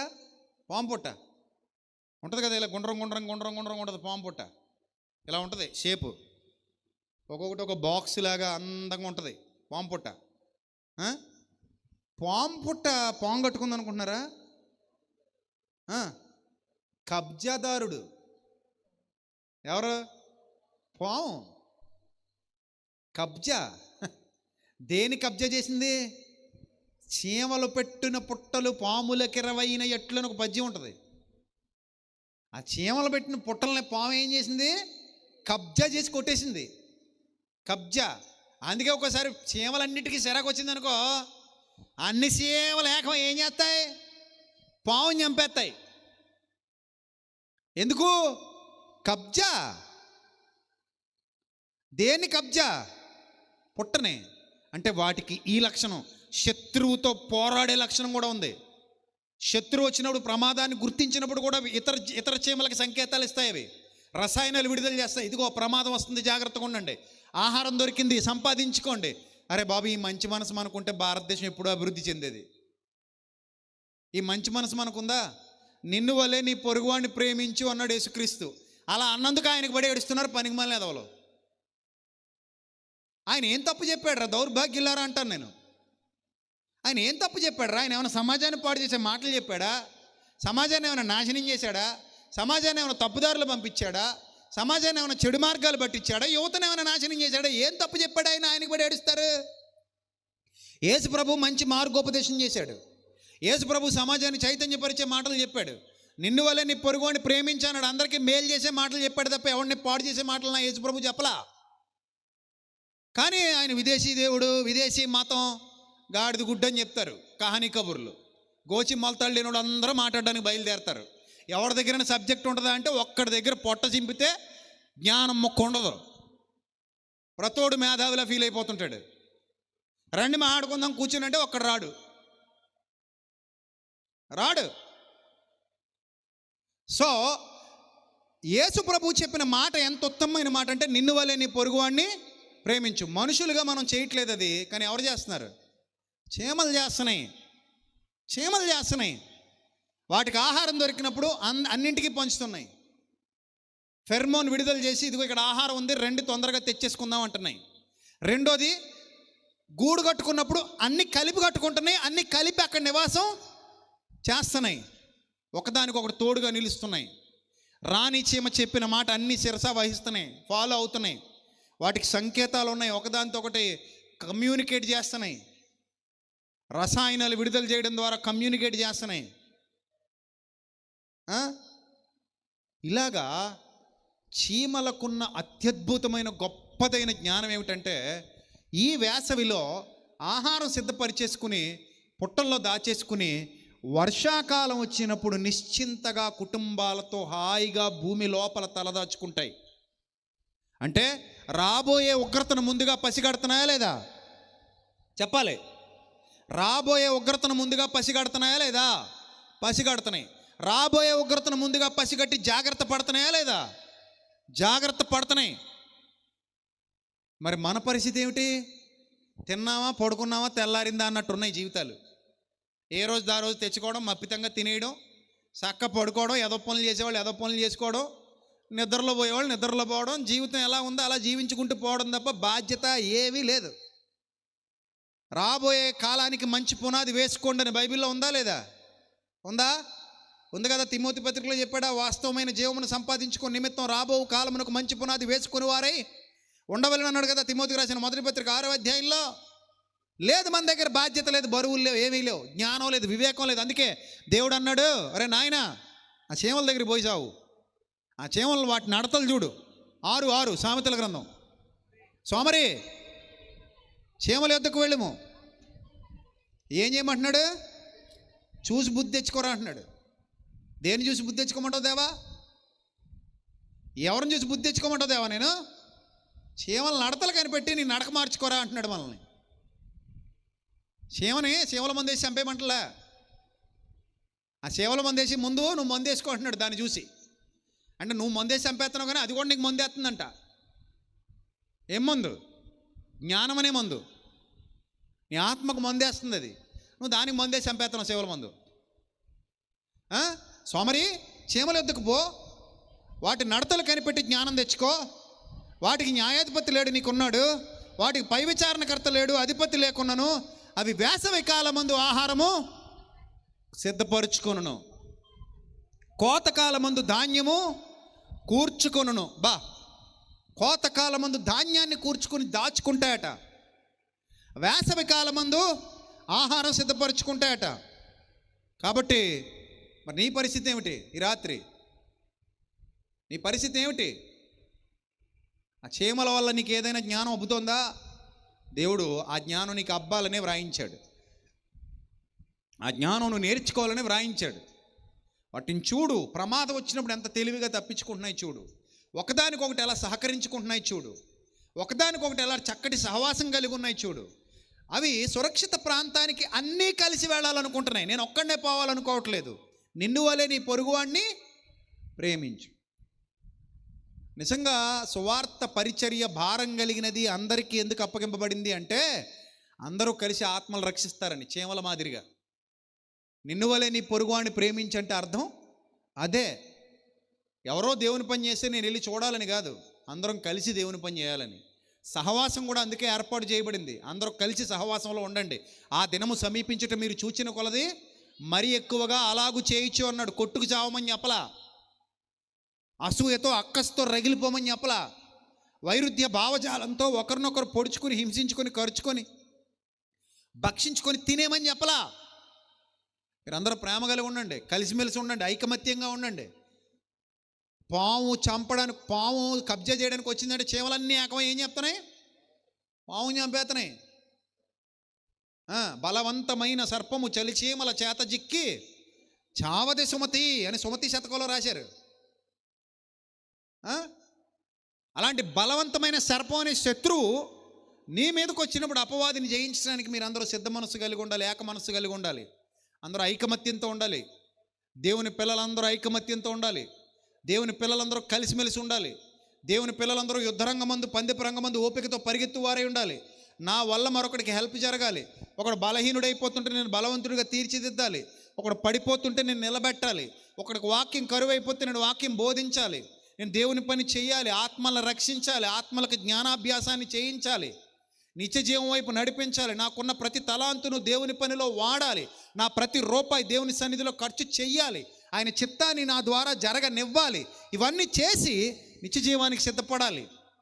చీమలాగా బతకాలి, చీమలాగా పోరాడాలి, చీమలాగా ముందుకు కదలాలి, చీమలాగా ఇతరులకు సహాయపడాలి, చీమలాగా జ్ఞానాన్ని నేర్చుకోవాలి, చీమలాగా మంచి నడవడిక సంపాదించాలి, సాధించాలి. సోమరపోతులాగా చచ్చిపోకూడదు.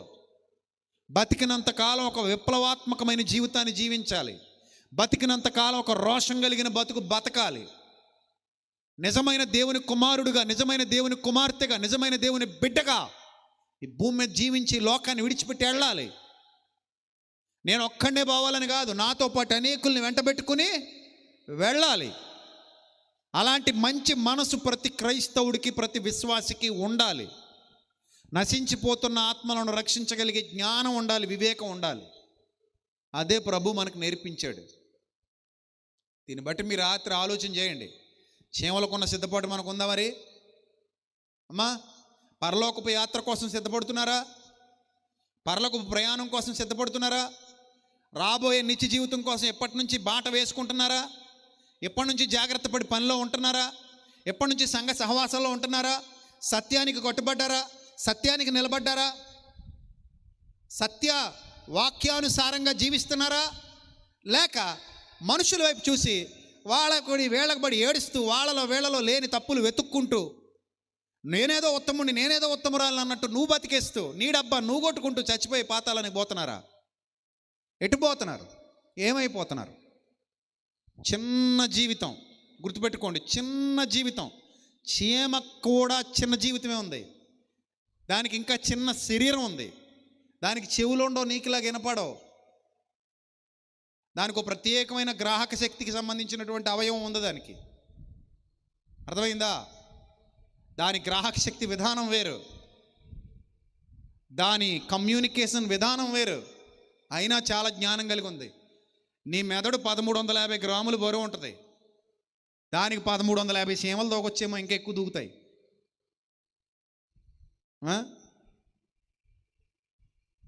అంత పెద్ద మెదడు పెట్టుకుని చీమలా కూడా బతకలేకపోతే ఎలా? ఆలోచించండి రాత్రి. కాబట్టి రాబోయే జీవితానికి ఎంతమంది సిద్ధపాటు కలిగి ఉంటారో మరి ఈ వాక్యం విన్నవారు, మీ ఆత్మీయ జీవితాన్ని మీరే కట్టుకోండి, నిలబెట్టుకోండి. మీ ఆత్మీయ యాత్ర ఎలా ఉందో పరీక్షించుకోండి. ఒక చీమే మనకి ఇన్ని పాఠాలు నేర్పిస్తుంటే నువ్వు ఈ సమాజానికి ఎన్ని పాఠాలు నేర్పించగలుగుతున్నావు అనేది రాత్రి మీరు ఆలోచించాలి. ఈ రాత్రి ప్రభు తన వాక్యం ద్వారా మీతో సూటిగా మాట్లాడుతున్నాడు. మీలో ఏ హృదయమైన కదిలింపబడితే, ఏ మనసైనా కదిలింపబడితే, ఏ ఒక్కరైనా ఆలోచనలో పడితే ఈ రాత్రి నా పరిస్థితి ఎలా ఉంది అని ప్రశ్నించుకోండి. నా జీవితం ఎలా ఉందని ప్రశ్నించుకోండి. స్థిర నివాసం కొరకైన సిద్ధపాటు నాలో ఉందా? సిద్ధపడ్డ కన్యక మాదిరిగా నేను ముందు కదులుతున్నానా లేదా?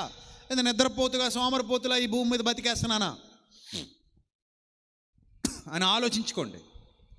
అలా ఆలోచించుకొని సిద్ధపడండి. అప్పుడు దేవుడు మీకు జ్ఞానం, వివేకం అనుగ్రహించి ముందు చూపు ప్రసాదిస్తాడు. ముందు చూపు చీమకే ఉంది, నీకు లేదా? చీమకైనా ఉండాలి, నీకు ఉండకూడదా? ఎవరికి ఎక్కువ ఉండాలి? ముందు చూపు ఎవరికి ఉండాలి? మనకు ఉండాలి. చీమ కంటే గొప్పవాళ్ళం. చీమ దేవుని పోలికలో, దేవుని స్వరూపంలో చేయబడలా. ఓ మానవుడా, నువ్వు దేవుని పోలికలో, దేవుని స్వరూపంలో చేయబడ్డావు. కాబట్టి చీమ కంటే జ్ఞానవంతురాలుగా నువ్వు బతకాలి, బతికి తీరాలి.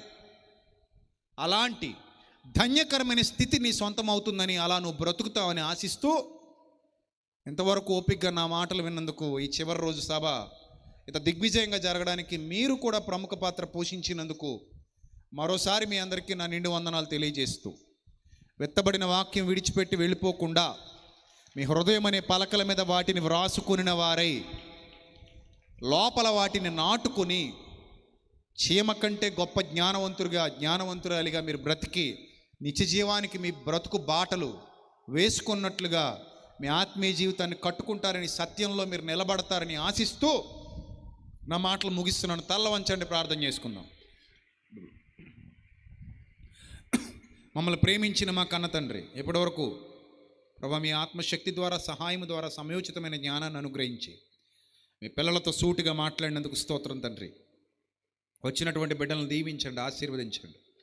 వారు విడిచిపెట్టే గుంపులో గాక విన్న వాక్యం అనుసరించి జీవించగలిగే భాగ్యాన్ని ప్రసాదించండి. ప్రభా మీ శక్తి, సహాయము, బలము బిడ్డలకు దయచేయండి. మీ సన్నిధి కాంతి ప్రకాశము చేత బిడ్డలందరినీ వెలిగించండి. ఈ తోకాడు ప్రాంతాన్ని ఇంకా దీవించి ఆశీర్వదించి, ఇక్కడున్న బిడ్డలందరినీ దీవించి ఆశీర్వదించి మీ సత్యంతో సంధించి నిలబెట్టమని, ప్రతి ఒక్కరూ మీ మార్గాల్లో నడుచున్నట్లు వారికి మార్గాలు సుగమం చేయమని, మీ కృప, కనికరం ఎల్లప్పుడూ వారికి తోడుగా ఉంచి నడిపించమని వేడుకుంటూ, ఘనత, మహిమ, ప్రభావములు మీకు మాత్రమే చెల్లిస్తూ, ఈ సభలు ఏర్పాటు చేసిన బిడ్డల్ని, వారి కుటుంబాలని, నా తమ్ముళ్ళను, అన్నలను, చెల్లెమ్మలను, అక్కలను అందరిని కూడా దీవించి ఆశీర్వదించమని, మీ సేవకు సహకరించిన బిడ్డల్ని, వారి కుటుంబాలను కూడా సంపూర్ణంగా దీవించి ఆశీర్వదించమని, ఇంకా అనేకమైన వనరులు వారికి సమకూర్చమని వేడుకుంటూ, ఘనత, మహిమ, ప్రభావములు మీకు మాత్రమే చెల్లిస్తూ, వచ్చినటువంటి బిడ్డలు క్షేమంగా వారి గృహాలకు చేరి పర్యంతం మీ కాపుదలను అనుగ్రహించి, వారి హృదయంలో జ్ఞానపు వాక్కులు నింపి వాటిని మరింతగా వృద్ధి పొందింపజేయమని, మీ సత్యంలో ప్రతి బిడ్డను నిలబెట్టి నడిపించమని, యేసుక్రీస్తు ప్రభు వారి దివ్యనామంలో ఈ ప్రార్థన మనవులు సమర్పించి మీ వద్ద నుండి తిరిగి పరలోకపు జవాబు పొందుకుంటున్నాం మా కన్న తండ్రి. ఆమెన్. అందరికీ వందనాలు. May Lord bless you all, love you all. దేవుడు మిమ్మల్ని, మీ కుటుంబాన్ని బహుగా దీవించి ఆశీర్వదించును గాక. Amen. Thank you. God bless you.